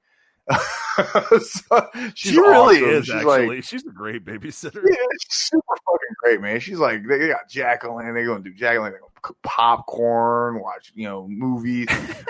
She's awesome. Like she's like they're having a good old fucking time. And they're watching the thing, man. They're watching the thing. Then we go over to Annie, and she's like half-assing the fuck out of it. Lindsay is all by her lonesome on the couch, just watching movies. And like Annie, I guess she's in the kitchen. And it looks like she's trying to make popcorn or something. And she's like, she's like on the phone with her friends and shit. She don't care at all. Dude. Nope. She's just there for the fucking paycheck, man. Yep. So it's pretty funny. She's wanting to go pick up a guy to go get laid. I mean, she literally wants to. Because she eventually fucking dumps off fucking Lindsay. Yeah, she does. She totally does. She pawns off poor Lindsay because she's talking. She gets she's getting stalked because Michael, he follows he follows her across the street first because he's already got a plan. He's like, well, I'm gonna lure what I want over to here. What do I got to do to make that happen? He's a man of action, Michael. So he goes over and he's stalking Annie, and she like spills stuff on her shirt on accident, and but she sets it up that because her boyfriend got grounded, he got in trouble, but he found a way to get out. So she takes Lindsay over. She cons Jamie Lee. She cons Lori into watching both of the kids so she can have some boom time with her boyfriend. And this is where we get basically the first on-screen kill in the movie. I mean, and we're kind of a ways in, second on-screen kill. This whole sequence with Annie too is pretty good. It's really good, set up really well because like the tension. This is where the tension is starting to get even more real because now Michael's getting a little bit more comfortable of getting closer. He's not way down the sidewalk behind some shrubs. He's not across the street, across the street behind a car. He's actually outside the window. And I love when the camera goes by. She's like in like a laundry room, right? Yeah, she's in like It's like they have their laundry room is like a separate separate building. Right. Maybe that was common in the 70s. I don't know. Maybe. I don't know. But I love the shot, obviously. Again, this is what I was talking about earlier where, like, he's fucking there, but you don't know where the fuck he is at the same time. Yeah, it's great. And he's creeping. He's stalking. He's this shape. Mm-hmm. But I love it. The camera goes by. There he is in the fucking behind like the window or the door of the window, and then the camera comes back and then he's gone. I love that shit, dude. So the tension right here as we're rolling right now, and I toss it back over to you. This is when like it's starting to get it's been slowly building and methodically building. That's such a great word that you used earlier to describe this. It's been methodically building, and it's getting you can just feel it, dude. You can feel it that we're getting closer. It has you on the edge of your seat. Again, this is why these are the elements that are honestly like a thriller, and this is I love it. It's brilliant. Oh, it's so good. So she's dropped off Lindsay at this point, and we already have seen Michael stalking her and kind of keeping an eye on her. She comes back to the house. She wants to go. She jumps in the car to go pick up her boyfriend. Can't find the keys, so she has to go back.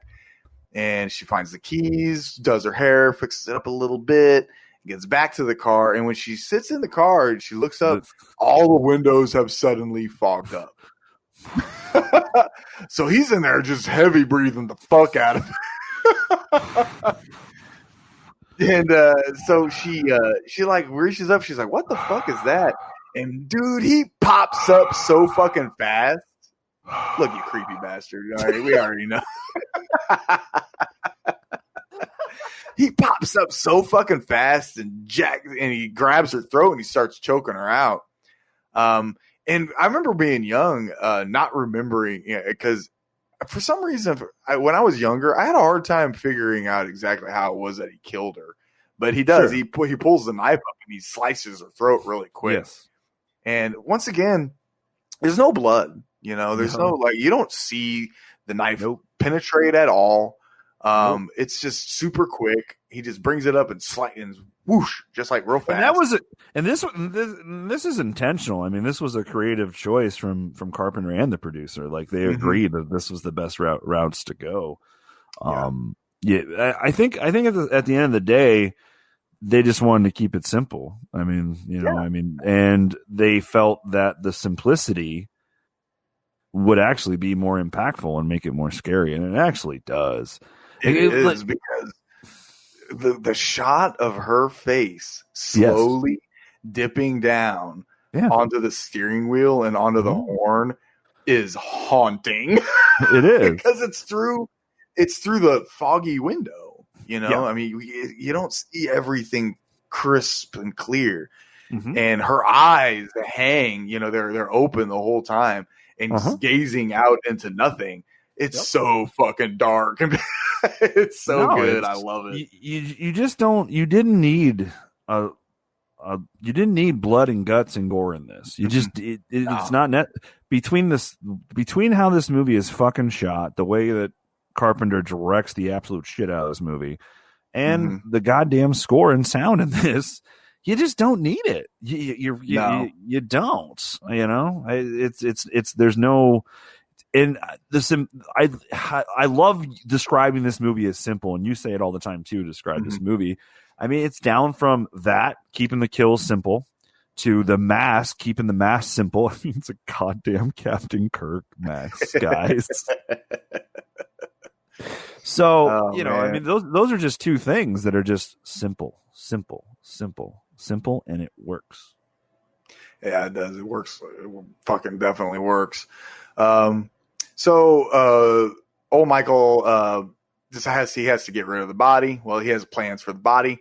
So this is where Tommy gets the shit scared out of him because he's hiding from Lindsay, and he's looking out the window while he's hiding, and he fucking sees Michael carrying poor Annie out of the garage into the front door and shit. And another great wide shot too. Another great shot, yeah.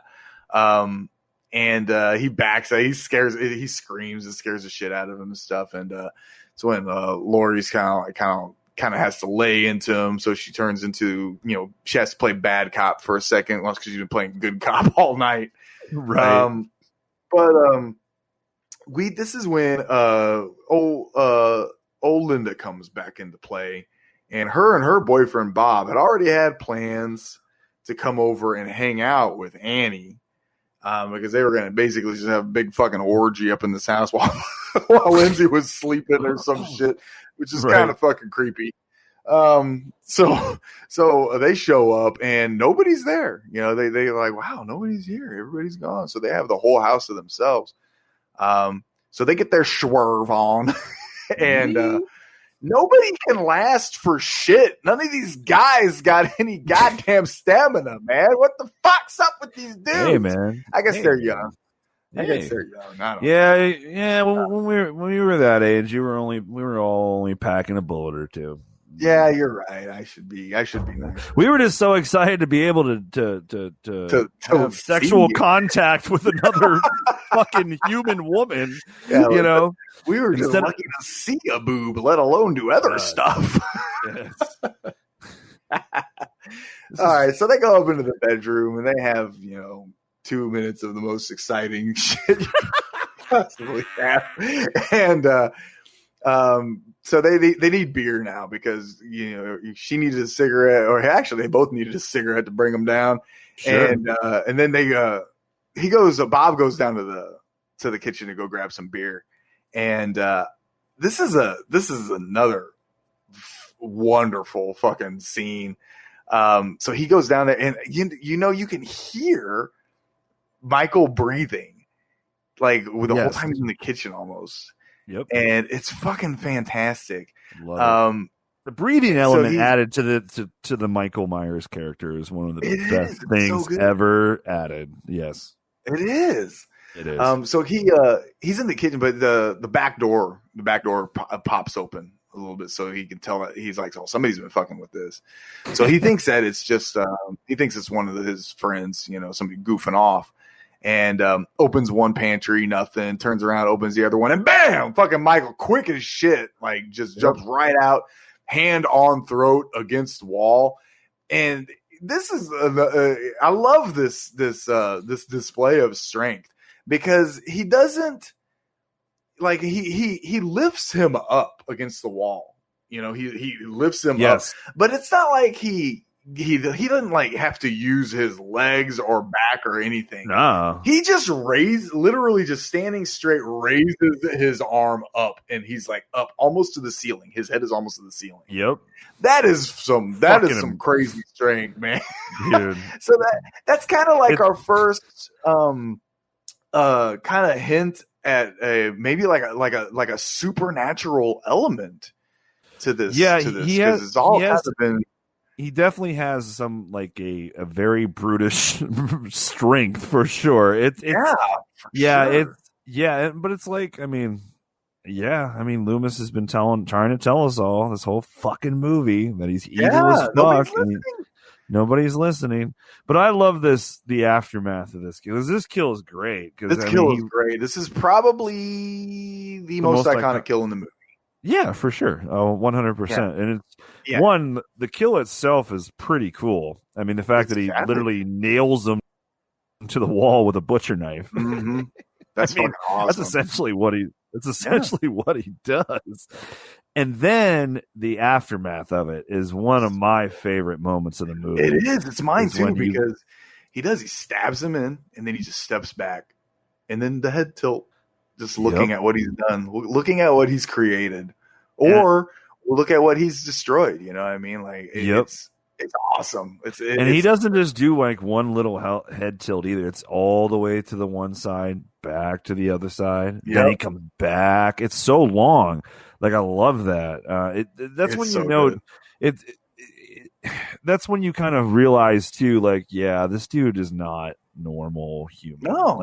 Like this goes beyond, just being a serial killer because you're like addicted to it or whatever. You're just a psycho. Yeah.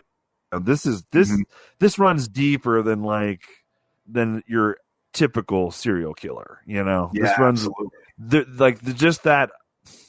It makes that head tilt. This head tilt, when you see this head tilt for the first time, because he uses it throughout the series here and there. But this is the first time you realize, like, it makes the character kind of way more interesting too. Like, it's interesting because you don't know, and we've talked about this before. This is why I just prefer this one way more than the Rob Zombies. He does shit like this, and I don't know why the fuck he's doing it, or what is possessing him to do it, or what's possessing him to even feel this way, to admire this. And I just find that very interesting in this character. And this is where for me, it's just like, okay, this character is fucking, like, what is going on with this character? This is crazy. Yeah. I love it. Fucking love it, bro. It's awesome. It's super awesome. I love it. So yeah, it's also, once again, another gorgeous shot, just another gorgeous wide shot of the whole of the him stepping back. And it looks, great direction too, because Carpenter's yelling, "Hell, okay, tilt slow right, tilt. All right, come back, others back, but it's good direction too. I love it. Yeah, and this is being Nick Castle's doing most of this stuff. He's doing this scene for sure. And it's just one of those things where you don't put just a stunt man in this kind of role, because he needs to convey way more than just, in my opinion, what just a stunt man would be able to do, because he's acting, he's acting. I love it. And it's kind of like it's why you put like it's why people like preferred like Kane Hodder to Jason, because he added a lot of those things to Jason. Yeah. And that's why, in my opinion, Nick Castle has always been the best Michael Myers. He's been the best we've ever had. Now, we've had some good ones, and honestly, I don't mind Dick Warlock in part 2. I don't either. I like Dick Warlock. I like his build and everything. Looks good. Yeah. And I didn't mind, I think it was George Wilbur in parts 4 and 6. I didn't mind him either. Wasn't a fan of Shanks. Yeah. Wasn't a fan of Chris Durand.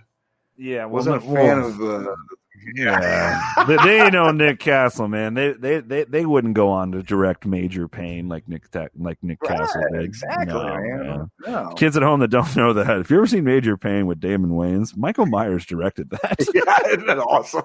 That's fucking amazing. That's great. He's actually directed several pretty. Yeah, no, Last Starfighter's fantastic. Yeah, he's got a bunch of directing credits for sure. Yeah, I got to meet him at Texas Frightmare, and I actually he said that. I asked him when we sat down for our picture. We chatted for a little bit. He's a super nice guy, super sweet. I asked him, I was like, do you ever think maybe you might get back into maybe directing again? He's like, I actually think I might.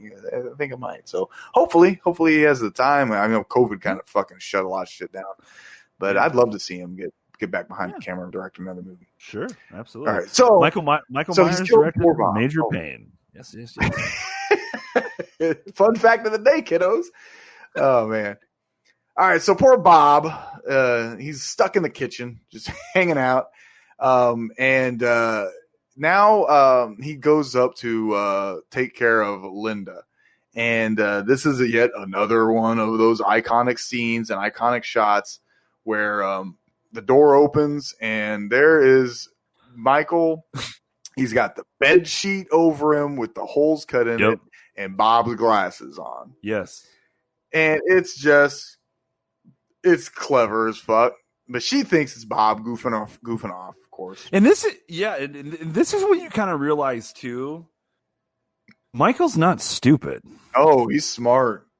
Because this isn't like this is what's cool about this is one, he's still stalking because he's still the shape because he's under the sheet. Mm-hmm. He's taken the shape of the sheet essentially here. Mm-hmm. But at the same time, it's also he's tricking her. So, that thought process in his head that has to go through his head that I'm going to trick this bitch. I mean, not those exact words, but kind of. I mean, like, I'm going to trick this bitch now. I'm going to show her. Then I'm going to direct Major Payne in 20 years. I can't wait. But yeah, I like this part too. Like for that reason though. Again, it's just kind of, you're getting to know this character a little bit, but you know traits of this character, but you don't know why it is. Why he got here. Yeah. So he's not a dummy. He's not a dummy. No, he's not stupid at all. He's smart. He knew he needed to be able to get close to her. He knew he needed to be able to trick her. I like it. It's good stuff, and it's a great shot. Of course, we talked about it earlier when that door opens. Fucking unbelievable shot of him standing there. Side note: they've released a bobblehead of that, and I fucking want it. Really? I'm gonna buy it. Yeah, it's fucking awesome. I think awesome. John Squires shared it on the Bloody Disgusting thing, Cool. And I clicked on it, I opened it up, and I was like, oh my God, I need that. So I sent it to Deshanna, and I was like, hey, we're going to get this. She's like, oh, he's kind of cute. I said, yeah, he is. So the little bobblehead of Michael under the sheet with the glasses on and everything. Love it. It was awesome. Okay, so this is where she's getting kind of cranky at Bob because he ain't giving her the fucking beer. And so she decides to call Lori across the street to see where Annie and her boyfriend are. I can't remember. What do you remember? Paul. Where Annie and Paul are. Because she's singing the song, oh, Paul. Okay. But so when she turns around to place the phone call, Michael starts to step in closer, and we get the music kicks in, and shit is getting ready to fucking happen, and it's so good because he takes his time. He takes his time walking up to it, like you would think that a normal person that was getting ready to kill somebody, she turns around, he would like dart towards her. Yes. No. He's enjoying this. Exactly. I fucking love it. He's taking his time because he's like, I'm gonna get her. He knows.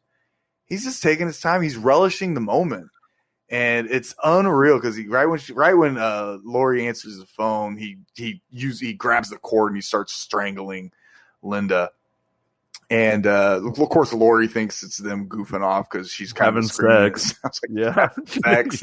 Yeah. This is probably the only part in the movie where you're kind of like, that's kind of bad acting. Maybe a little bit, but at the same time, it's fine. It's fine. But yeah, the kill, it's fan, he's choking her out, and then this is I love this fucking part so much. He picks up the phone and he starts listening. Yes. And, and Lori, like, she knows somebody's on the other end of that fucking phone. She knows it. But she's like, what the fuck is going on, man? And he's listening to her. And this is when we probably get our closest shot of the mask. Because he's like right there. He's just holding the phone right up to his ear. And it's so good. It's so unsettling for him to be listening on the other end of that. And, they hang up, and Lori goes to the window, and she's like, okay, something's going on. Lights pop off, then back on, then off again and shit. It's crazy. So she's like, okay, something's going on. She calls them back. Nobody answers. And, she puts the kids after she puts the kids to bed, though, she decides that she needs to head over there.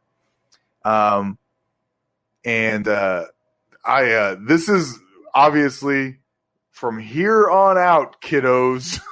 Yeah. This is where that tension is just right there, man. Cause he's there, and he's been hiding himself so well the whole time because he's just literally hiding in kind of plain sight, Yeah. The shape. Those iconic, yeah, exactly. He's got those iconic, the whole look, it's all a plan. I mean, what is he wearing? He's just wearing a one-piece mechanic suit. It's like super, super dark blue. I guess like navy blue. I'm a colorblind bastard. I always thought it was black, but apparently it's fucking navy blue. If it's navy blue, it's really, really dark navy blue, but I think it's really dark though. Yeah. And then of course, just a white mask. And so she goes to the house. She gets in through the back door, and she thinks they're playing a joke. Like, she's not stupid. She knows something's up, but she doesn't quite think that it's sinister yet. Sure. Yeah. She's super on her heels though. She's like, or on her toes. Cause she like comes around into the room, and then she like jumps out, like waiting for somebody to try and jump out and scream her or scare her and shit. Yeah. She's like super, super attentive to everything. And I love that about her. I love that they added that little element to her character to not just kind of blindly be walking around shit like a fucking idiot. She's like, okay, something's going on, so I'm going to jump out. What are you doing? And I love it. But all of this eventually leads to her going upstairs. And this, I love it. She opens the door, and all it is there's some candles and Annie on the bed with the Judith Myers headstone. That's fucking classic. That shot is classic. It's so amazing. The lighting in this is so fucking good. Yeah, and they have a darker lighting in most of this movie for budget reasons, obviously. But no, it's lit so well. It looks so good. It does. It really does. It really, dude. I tell you, I since we've been doing this podcast, like this, even to me, even has a lot more like I don't like. It's shot just as well as Texas. I don't know which one shot better. I don't know. Maybe this. I don't know. But here's what I can tell you. This one definitely even like let's just put it this way. When I watch both, and I've almost watched both recently, like I say, because when I'm watching a movie, dude, I think to myself, like if I see a good shot, I think, oh, it's a great shot. Right? You know, I say that more in this movie than I do Texas when I watch it. You know, like I say it like not like what I was going to say though. We've been doing this podcast for like a year now. The only other movie I can think of that where I watched recently or just can remember that I went, man, is like Get Out or Us. Like that's it. Like maybe Us, because remember I went off about Us. Like, dude, there's so many shots in Us. Yeah, my God. But since we've been, I know. Since we've been doing this podcast though, like this is what I'm getting at is like this movie I think has like the most awesome shots in one movie that I just love. Like it's amazing, isn't it? Of any movie we've covered in the first year of doing the Dead in Santa Clara podcast. There's just so many shots in this movie that I love, dude. It's crazy. Oh, it is. Yeah, there's lots of great stuff. Dude, we haven't even gotten to one of my favorites. We haven't even gotten to it yet. Oh yeah. Yes. Oh man. All right. So, well, let's get to that moment. Let's go. So she walks in, she sees this, and of course she immediately is like screaming, you know, she's like, what the fuck? We get lots of great screams because Jamie Lee Curtis has got a great scream. Bit by bit, friends are getting revealed. She bumps into like a closet.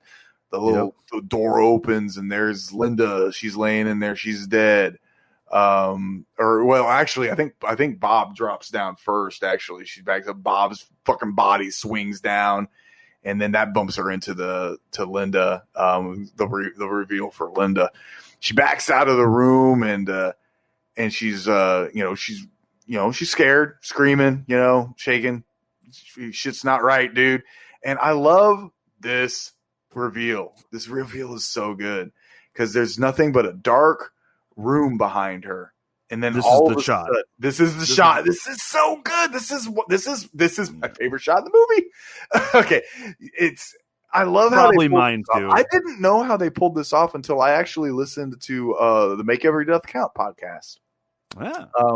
I didn't know how they pulled this shot off because I always assumed that he just had Nick, or I'm assuming it was Nick playing the Shape at this moment, step forward a little bit so the light would hit him. Yeah. But no, they just increased the light. They just turned the light up a little bit. So he's staying still. Right. And then all of a sudden, boom, just the face appears behind Laurie. That's so fucking sick, dude. I love it. It's brilliant filmmaking, bro. I mean, there's no other way to slice it. It's absolutely brilliant filmmaking, dude. Like it's crazy. Right? It's crazy. It's crazy good, dude. It's this shot is just like, honestly, if you just freeze frame that shot when his face just comes into focus, right? And the light, I should say. You just freeze frame on that, dude. That is one of the coolest shots in the history of horror, bro. 100%. 100%. Absolutely. And it says so many different things. Yeah. That one shot just says so many different things. Above all else, it says, you be fucked. Yeah. You know what I mean? Like, Laurie, you in danger, girl. You in danger, girl. Where was Whoopi? But yeah, man, I love that shot. It's probably my favorite shot in the movie. God, every time it comes up to that shot, I am fixing. I'm just staring in that black spot, just waiting. Boom. It's like, it's so my favorite shot too, and there's still another one coming up that I just fucking love too. But yeah, this is probably. I know this much. It's the scariest shot in the movie for sure. Yeah, it is. Oh my God. Oh man, I can just imagine. Well, I mean, I remember seeing this when I was, when I was young. I was super young. I was way too young to be watching this movie, but I remember when that happened. I remember thinking, just getting like your blood is, your heart's just racing, and you're just like, oh my God, like there he's fucking right there. It's one of those things. I can imagine that in the movie theater. I was just gonna say, shit pops off, like all these people just going, oh shit. I guarantee you it was bedlam. People were screaming when he came, when his face came into the frame. Yes. They were screaming, I bet.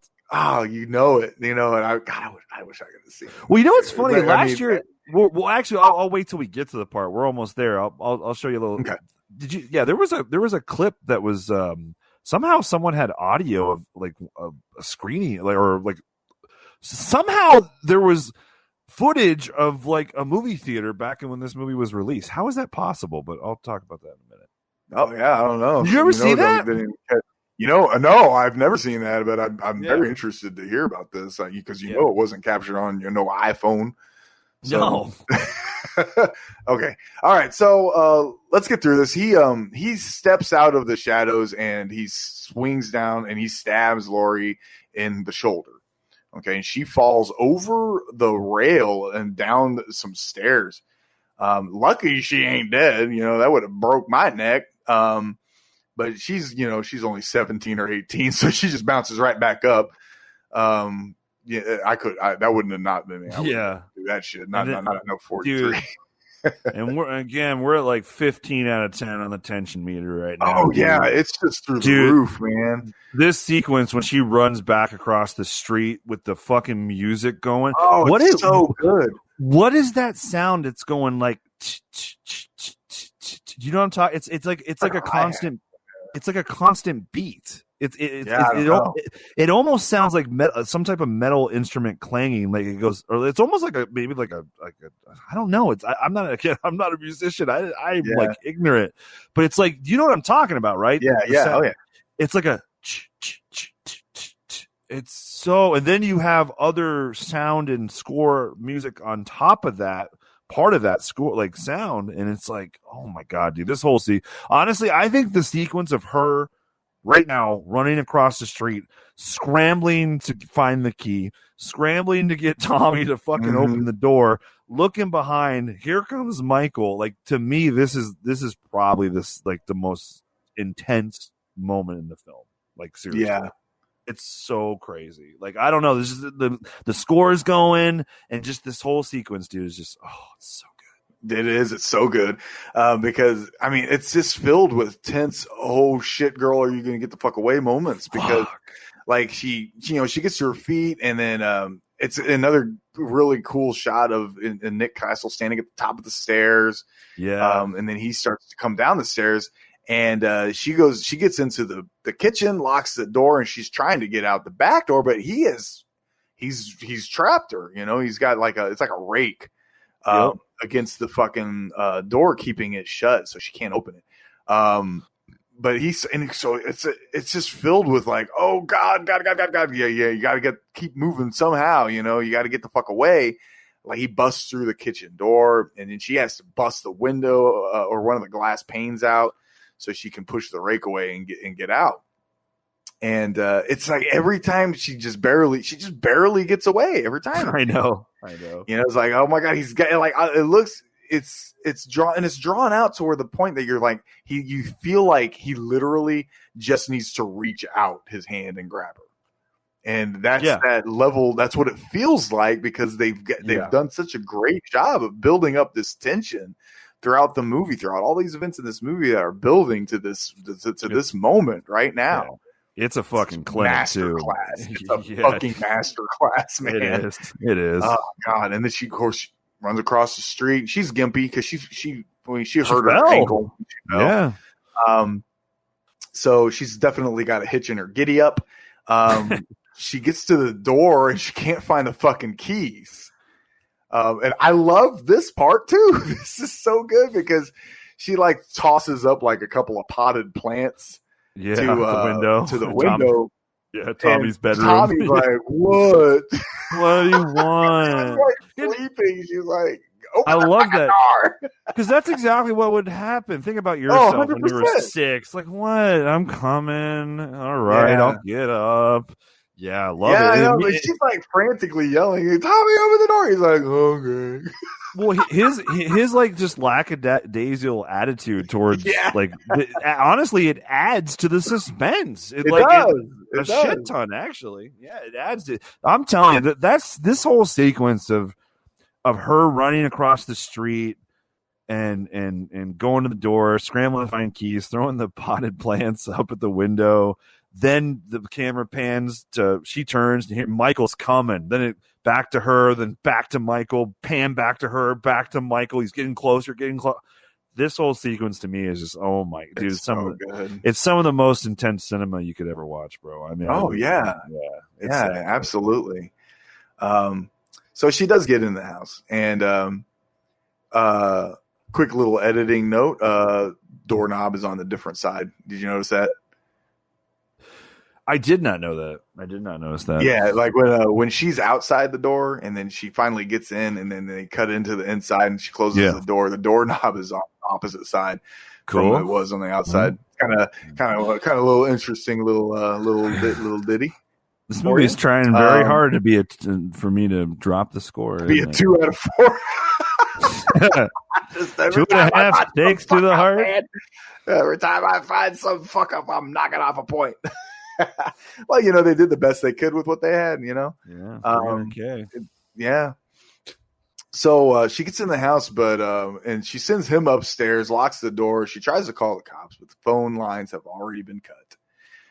And then she notices that there's like a damn side door window type thing open. It's kind of hard to tell what exactly it is, but it's open and it wasn't. So she knows that he's in the house. She knows that he's probably in the house. And she slinks down by the couch, and he jumps up and misses. Thank God. He finally misses. He slams the knife down trying to stab her, but he fucking misses. He does. She's quick, man. She has that damn knitting needle and just jams it in the side of his neck. And he pops up and he yanks it out and then falls down as soon as she thinks he's dead. Right. Grabs the knife. She picks up the knife to check on it and she looks down. And I love this little shot too, because it shows from her point of view looking down on his body laying behind the couch. And it's still eerie looking, isn't it? Big time. Well, it's even eerie before he comes to, and like she realizes the window was open, and she's like, "Oh no!" When she goes, "Oh no!" Like, dude, it's my God, this movie gives you a heart attack, man. Yeah, dude, it's really good. I love it. I love this movie so fucking much, dude. Yeah. All right, so she thinks he's dead. She throws a knife or sets the knife down, and she goes upstairs to check on the kids. And she tells him that she's killed him. But Tommy's very intelligent, and he says, "You can't kill the boogeyman." As he looks behind her, and the motherfucker's standing at the top of the stairs. So good. And I love the shot because you can actually see him walk upstairs and everything. Like if you're paying attention, you can see him walk upstairs. You're like, "Oh my fucking God, he's right there!" Yes. And he's got the knife, and he's ready for business. And he's pissed too because he's been stabbed in the neck, and that wasn't on his list of things to fucking deal with today. So the kids go into one bedroom, lock themselves in. She goes into another, and she's kind of clever. Like she pops open like the patio door, like to the back deck, right. back patio. And then she hides in the closet and she like ties, she takes like I don't know, it's like a blouse or something. And she ties the handles together to keep him from being able to open it. And I love this. This is another iconic super shot, iconic moment in this movie. And we keep saying this because this movie is literally just filled. It is with iconic scenes and horror. And that I don't feel like we're over exaggerating. So well. I don't like we're not even. No, not at all. I mean, like, no, we're not. It's just a fact. I'm sorry. Like I just said it. Like of all, this is this will be episode 84, I believe.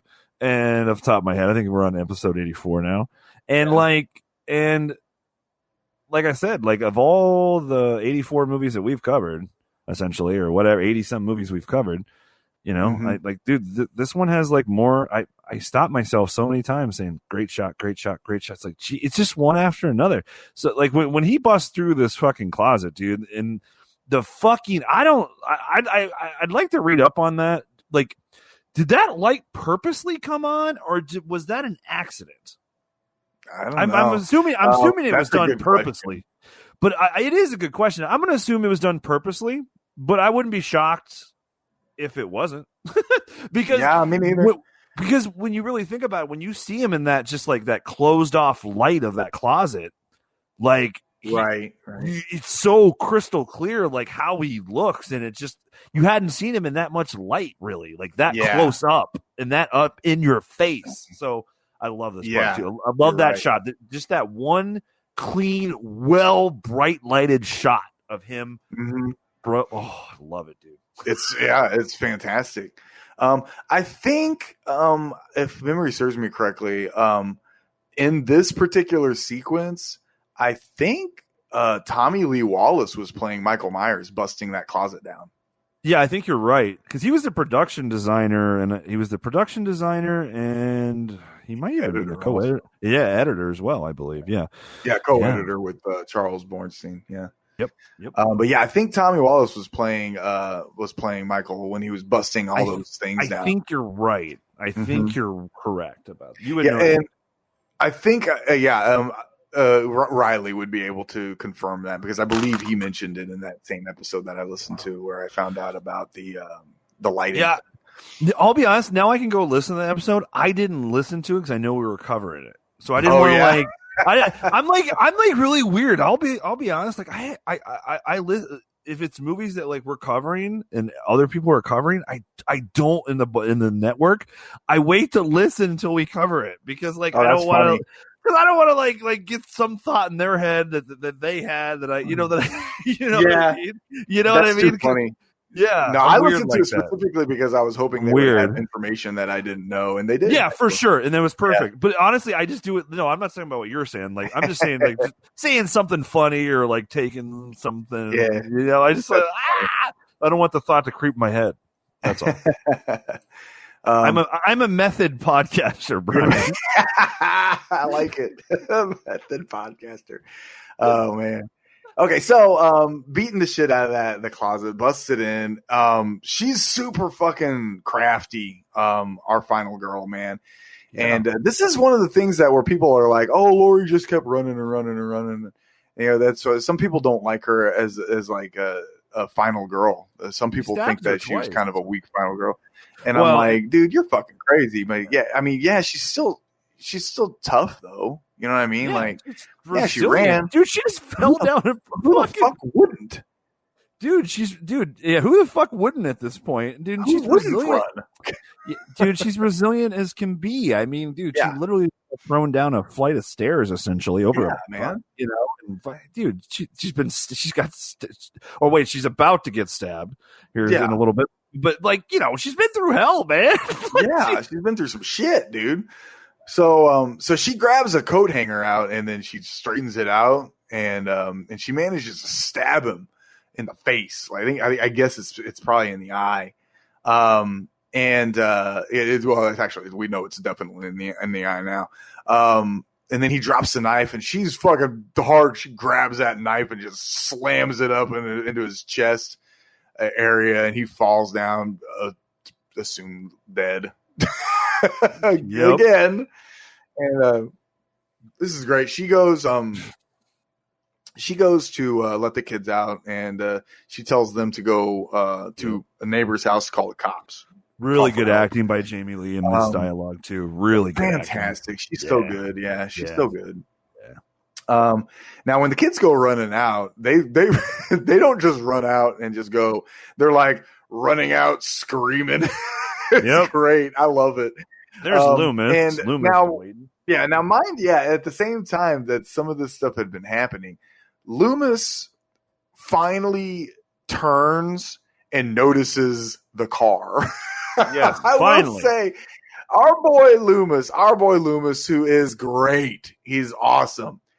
Not the most perceptive fellow when it comes to just kind of looking around. Yeah. Because he's just at the house. He's still at the Myers house.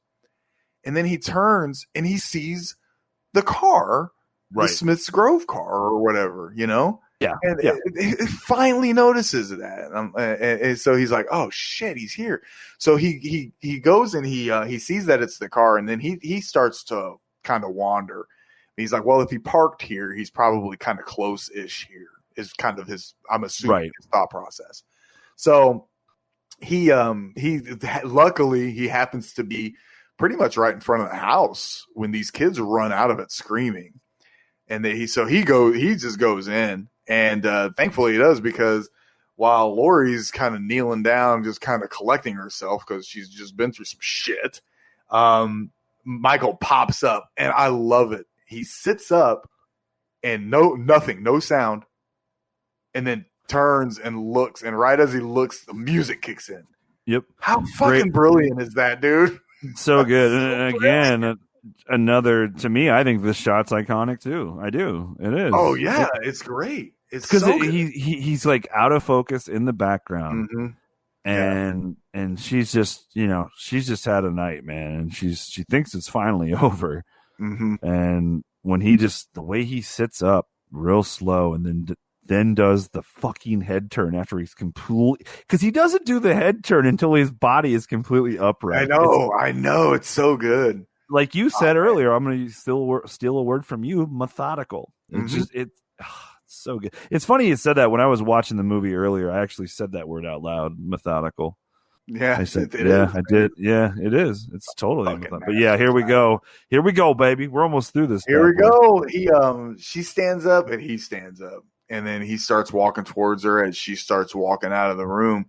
And this is so good. He finally, when he gets within distance, he arms up right around her neck, spins her around. He's choking her out. At this time, this is when Loomis he's upstairs and he sees it's happening.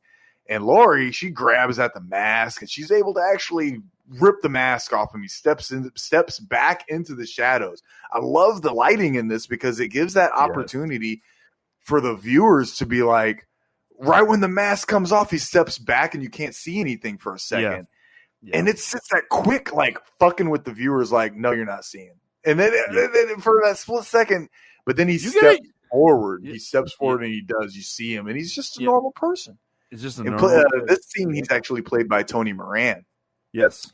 And he's, you can see that there's some damage to his eye. A bit. I'm gonna assume that's from the coat, from the wire. On the wire hanger. So he steps back into the light. So we get to see his face briefly for a little bit, and it's just a person, and I love that we do get that shot, because the whole time we're watching this movie, he's doing these things, and he's convinced us that he's so much more than a man, right?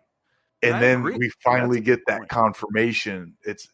It's a man, but obviously there's more to him, obviously. But yeah, are you surprised that for the rest of this franchise, you really don't see Mike?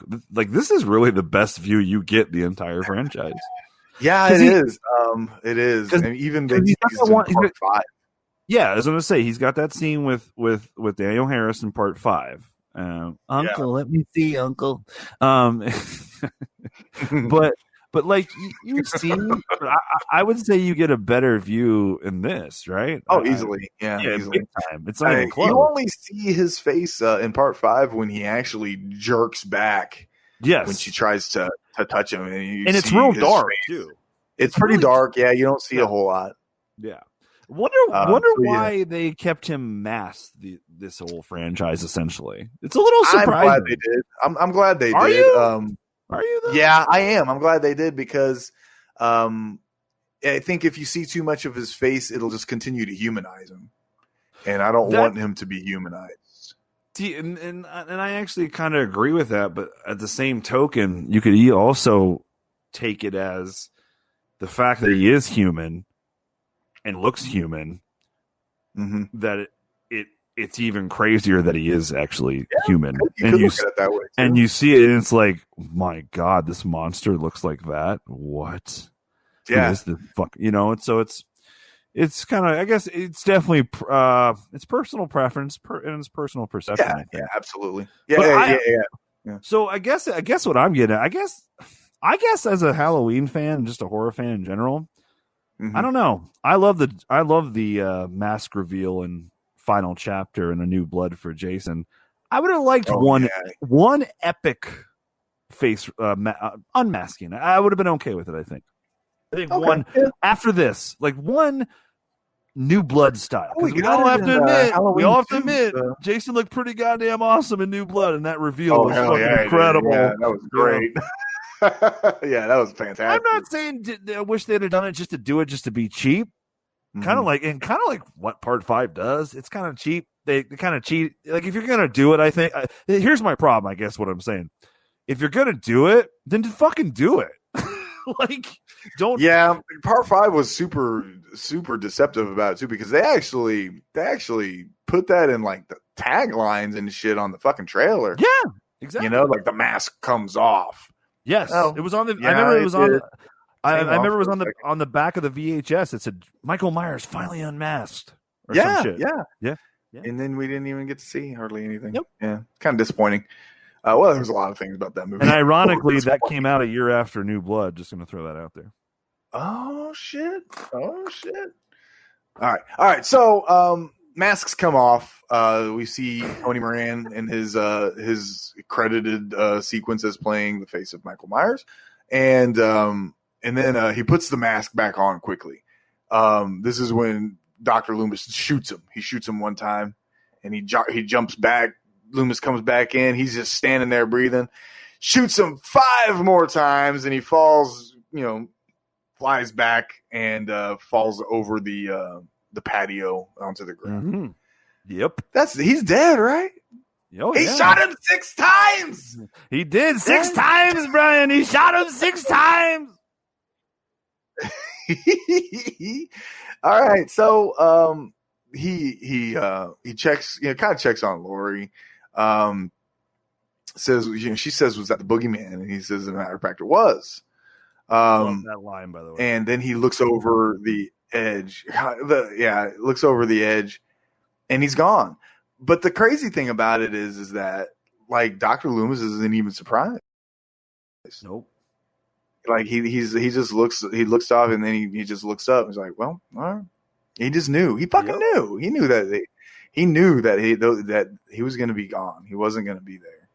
And that's what's so crazy about it is that he's so unsurprised by the fact that he's not there. Nope. He just shot him 6 times. Shot him 6 times. Oh man. How many times, Bryan? I love this. These final several places that we have seen the shape, and all we hear is the breathing through the mask. And oh man, this movie's so fucking good, Andy. Really and I can't stress this enough. What's most impressive about this masterpiece is not only was it a masterpiece then, and it's a masterpiece now, but it still holds up really, really well. Mm-hmm. And how many times have I said this? If a movie holds up, one of the determining factors that is pretty well, and it had good direction, and that absolutely. And this movie has both. I mean, it has both. And it has both in spades. Yes. You know, yes. I mean, I genuinely, I'm a huge Dean Cundey. I genuinely think he's the best cinematographer fucking ever, man. If I was to make a movie, if somebody gave me an unlimited amount of money to make a movie, I can tell you right now, Dean Cundey is going to be my. It's a shame. It's funny. I mean, I agree. He's one of the best cinematographers ever. He's only been nominated for an Oscar once, which is just a crime. He didn't win. It was for who just another fucking classic that he fucking shot. Dude, it's ridiculous. Cundey's. Yeah, you literally had when they were both young here. I mean, this was Cundey's, I believe. This was like Cundey's pretty much his first feature, I think. Or it was definitely early. I don't know if it was his first. It's one of them. He shot. He did some other things before. This is the first big thing he did, though. You know? Yeah, pretty much. Yeah, essentially, he shot some stuff too, like Satan's cheerleaders and shit like that. Yeah, but this is where he really. This was This was his big opportunity. He shot The Fog too. He shot Escape from New York, I believe, as well. Yeah, he shot Halloween too, and then Big Trouble, those as well. I think in all directed Carpenter films, I know he directed at least 4. That being Halloween. I'm talking directed, so I won't count Halloween 2, but Halloween, The Fog, Escape from New York, and Beef. Yeah, I think you're right. Yeah. That's what's great about Romancing the Stone. Yeah, dude, it's ridiculous. He shot DC Cab. Yes, dude, he's done everything. You love that movie. I kind of do. I know I you do. Like DC. I know it's not good. Yeah, he did. Sure, it's fun. He did do Big Trouble in Little China, and he did do Escape from New York. He shot Psycho 2. That's interesting. He shot Season of the Witch. Shot The Thing. Oh, I forgot about The Thing. He did The Thing as well. Forgot about The Thing. So he just done like 5 Carpenter films. Jesus. He's good, man. God, the Back to the Future trilogy. Hook. He shot Hook for Spielberg. Death Becomes Her. He shot that. That's an awesome movie, dude. Jurassic Park, The Flintstones, Casper. He shot Apollo 13, bro. Dude, it's ridiculous. It's ridiculous. It really is. It's just funny that these 2 young filmmakers, that being Dean Cundey and John Carpenter, that they would go on to be legends in the business, both of them, and they were both young and fairly unknown at this time. You know, I mean, John had I saw it on Precinct 13, but it's. While I enjoy that movie, it's nowhere near as big as a lot of stuff that he would go on to do. And the biggest, obviously, in my opinion, being Halloween, but like it's maybe they were a little lucky.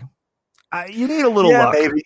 Because let's not sell Deborah Hill short either. She was super talented. She would go on to produce, Ventures in Babysitting outside of Carpenter. That's just one movie at the top of my head I know she produced outside of Carpenter. So dude, there was a lot of really ambitious young filmmakers on this movie that would all go on to be fucking legends in the business, and that's that is a little lucky. That Dean Cundey was as talented as he was. John had never worked with him to my knowledge before this movie, so probably not. Yeah, probably not. So it's crazy how it all just kind of worked out from the technical aspect of this movie, because across the board it's technically sound, from the sound effects, the sound to direction to the way it's shot to everything. Even the story is really good. The dialogue's great. Loomis's dialogue's great. It's dude, this movie it's one of the best horror films of all time. There's really I know it's your favorite movie of all time. I'll let you close this out here. Oh yeah, man. I could you guys have heard me enough for real. I can't say enough good things about this movie. It's to no surprise. Obviously, I'm going to give this movie, 4 stakes through Michael Myers just won't fucking die heart. Get out of town. Yeah, it's 4 out. It's yeah. Me really? You know, give this 4 out of 4. It's crazy. It's crazy. Yeah. This movie's it's a masterclass. Everything about this movie to me is for the most part is top notch. Obviously, there's some limitations, you know, stuff that they just couldn't fix, you know, like that we mentioned with like the doorknob and stuff like that. And there's some questionable stuff. But hey, at the end of the day, this movie serves its purpose to a level that movies that emulated it still have not could never fucking reach. I mean, without this movie, first of all, without this movie, we don't have Friday the 13th. Nope. Because Sean literally wanted to copy Halloween. He said, "Hey, this Halloween movie's doing really well. Let's rip it off." That's literally what he said. You know? So those are his words, literally out of his mouth. Those are his words out of his mouth. Okay, that is exactly what he said. So without Halloween, no Jason Voorhees. Nope. All right. And I mean, yeah, don't get me wrong. You know, movies like Black Christmas had come out before this. Chainsaw had come out before this, and those are both great fucking movies. Obviously, yeah. But this continued the pioneer. It set the standard for what a slasher movie could be. Yeah, you know, it launched and birthed in my opinion, the first slasher horror icon. Yeah, absolutely. Yeah. It's just, I mean, I guess you could throw Norman Bates in there, but dude, no. I'm talking about horror icons that turned into franchises. Like this was the first one that started that trend of, okay, we can get an iconic killer and we can fucking make a bunch of these. I mean, he's the first one. I mean, he came before Jason, he came before Freddy, he came before Pinhead, he came before Chucky, came before all of them, man. I mean, Mike, the shape, man. Mikey. I'm gonna give this 2.5 out of 4. No, I'm just kidding. I'm gonna give this fucking absolute classic. This 4 out of 4 stakes to the heart. Obviously, this is on my horror. This is on my Mount Rushmore of horror. So this movie definitely would crack my top 4. For sure. Top 4 horror movie of all time. Easy peasy. Understand? Good. Great. No. 4 out of 4. 4 out of 4. Stakes to the heart. This is the top, at least. I mean, it's on my horror Mount Rushmore. It's one of my favorite horror movies of all time. It is. Without a doubt. I've watched this movie more than most movies I've watched in my lifetime. I mean, I don't just watch it during the October either. I probably watch it once in between October and then watch it in October. So I watch this movie about twice a year. There you go. Love this movie, dude. It's one of the greatest ever made. And like you said, it's a masterclass in horror filmmaking. There's no other way to fucking say it. And it's across the board too. And we said it all. But that's the thing about this movie. It's not like, okay, John Carpenter just directed the shit out of this movie. And the sound stuff, it was pretty good. You know, it was shot pretty well. There was a couple good. No, dude, it's like 10 out of 10, 12 out of 10 across the board on everything. It's crazy. Yeah, I'm glad this movie was made. Horror owes this movie a lot of debt, man. It really does. Oh, yeah, 100%, dude. Okay, guys. This is officially our longest episode in the history. This is our longest episode. Yeah, in the history of Dead and Santa Carla. So, with that being said, we have got to end this. No, we're going to stay for another hour. Yeah, you know what? Fuck it. Let's just start. Let's jump right into Halloween 2. So we're going to ask you guys to let us know what you think of Halloween. If it's anything less than I love it, go stick your fucking... No, I'm not going to say that. No, I'm not going to say that because I will admit, I'm sure there's some horror fans out there. I actually haven't met any. I don't know if I've ever met a horror fan that says, I don't really like Halloween. I don't, maybe some people like downplay it. You know, the ones that downplay it, the ones that are like big thing, like they stand the thing very hard. Yeah. Those are the ones. But they love Halloween. Though. Yeah, don't let them fool you. They love this. Yeah, movie. they probably. Yeah, they love this movie. And I'm on record as saying, and I think Thing is maybe I think it's Carpenter's best film, but there's a good argument to be made for that. Absolutely. Is it my favorite? No. Do I think it's the best? There's a difference between my favorite and the best. Halloween is my favorite John Carpenter film, bar none. His best film, like just from, I would probably say, it's honestly, it is between this and The Thing, though. It is. Oh, it is easy. For me. Yeah, absolutely. I agree when people with try that. to say that, like, it's like, oh God, it's The Thing all the way. It's not even close. No, dude, come on. Close. Chill the fuck out, bro. Yeah. Chill. Let's all just calm down. Yeah. Like, come on, Dean Cundy was on this movie too. Like, I know it's all good, but yeah. I have no idea what I was saying, but yeah, 4 out of 4 for me. But I was there for it. I love this movie. It's a great movie, and I know it's your favorite movie of all time. So I'm glad we finally got to talking about it. I'm glad I got to share this with you, buddy. Yeah, that's awesome. All right, guys. Once again, let us know what you think of Halloween. Thank you guys so much for all the plays, all the support, all the love, all the ratings and the reviews. You guys have been super awesome. Keep up the great work. And as long as y'all keep listening, we'll keep talking and rambling on about movies that we love and hate. So with that being said, Andy, do you got anything you want to add before we jump out of here? Just reiterate what you said. Thanks to all the support and everything, and all the new listeners out there. Welcome. If you found us through Twitter, hope you enjoyed this episode, and I hope you stick around and enjoy some more. Also, homework for next week, Halloween 2. We're going to follow this up with the next sequel, Halloween 2 from 1981. Co-written again by John Carpenter and Deborah Hill. Not directed, but directed by Rick Rosenthal. The master behind Halloween Resurrection. Yes. But I actually like Halloween 2, so he did a good one. Yeah. Halloween 2 next week, guys. All right, guys. With that being said, we'll catch y'all on the next episode. Death is coming to your little town, Sheriff.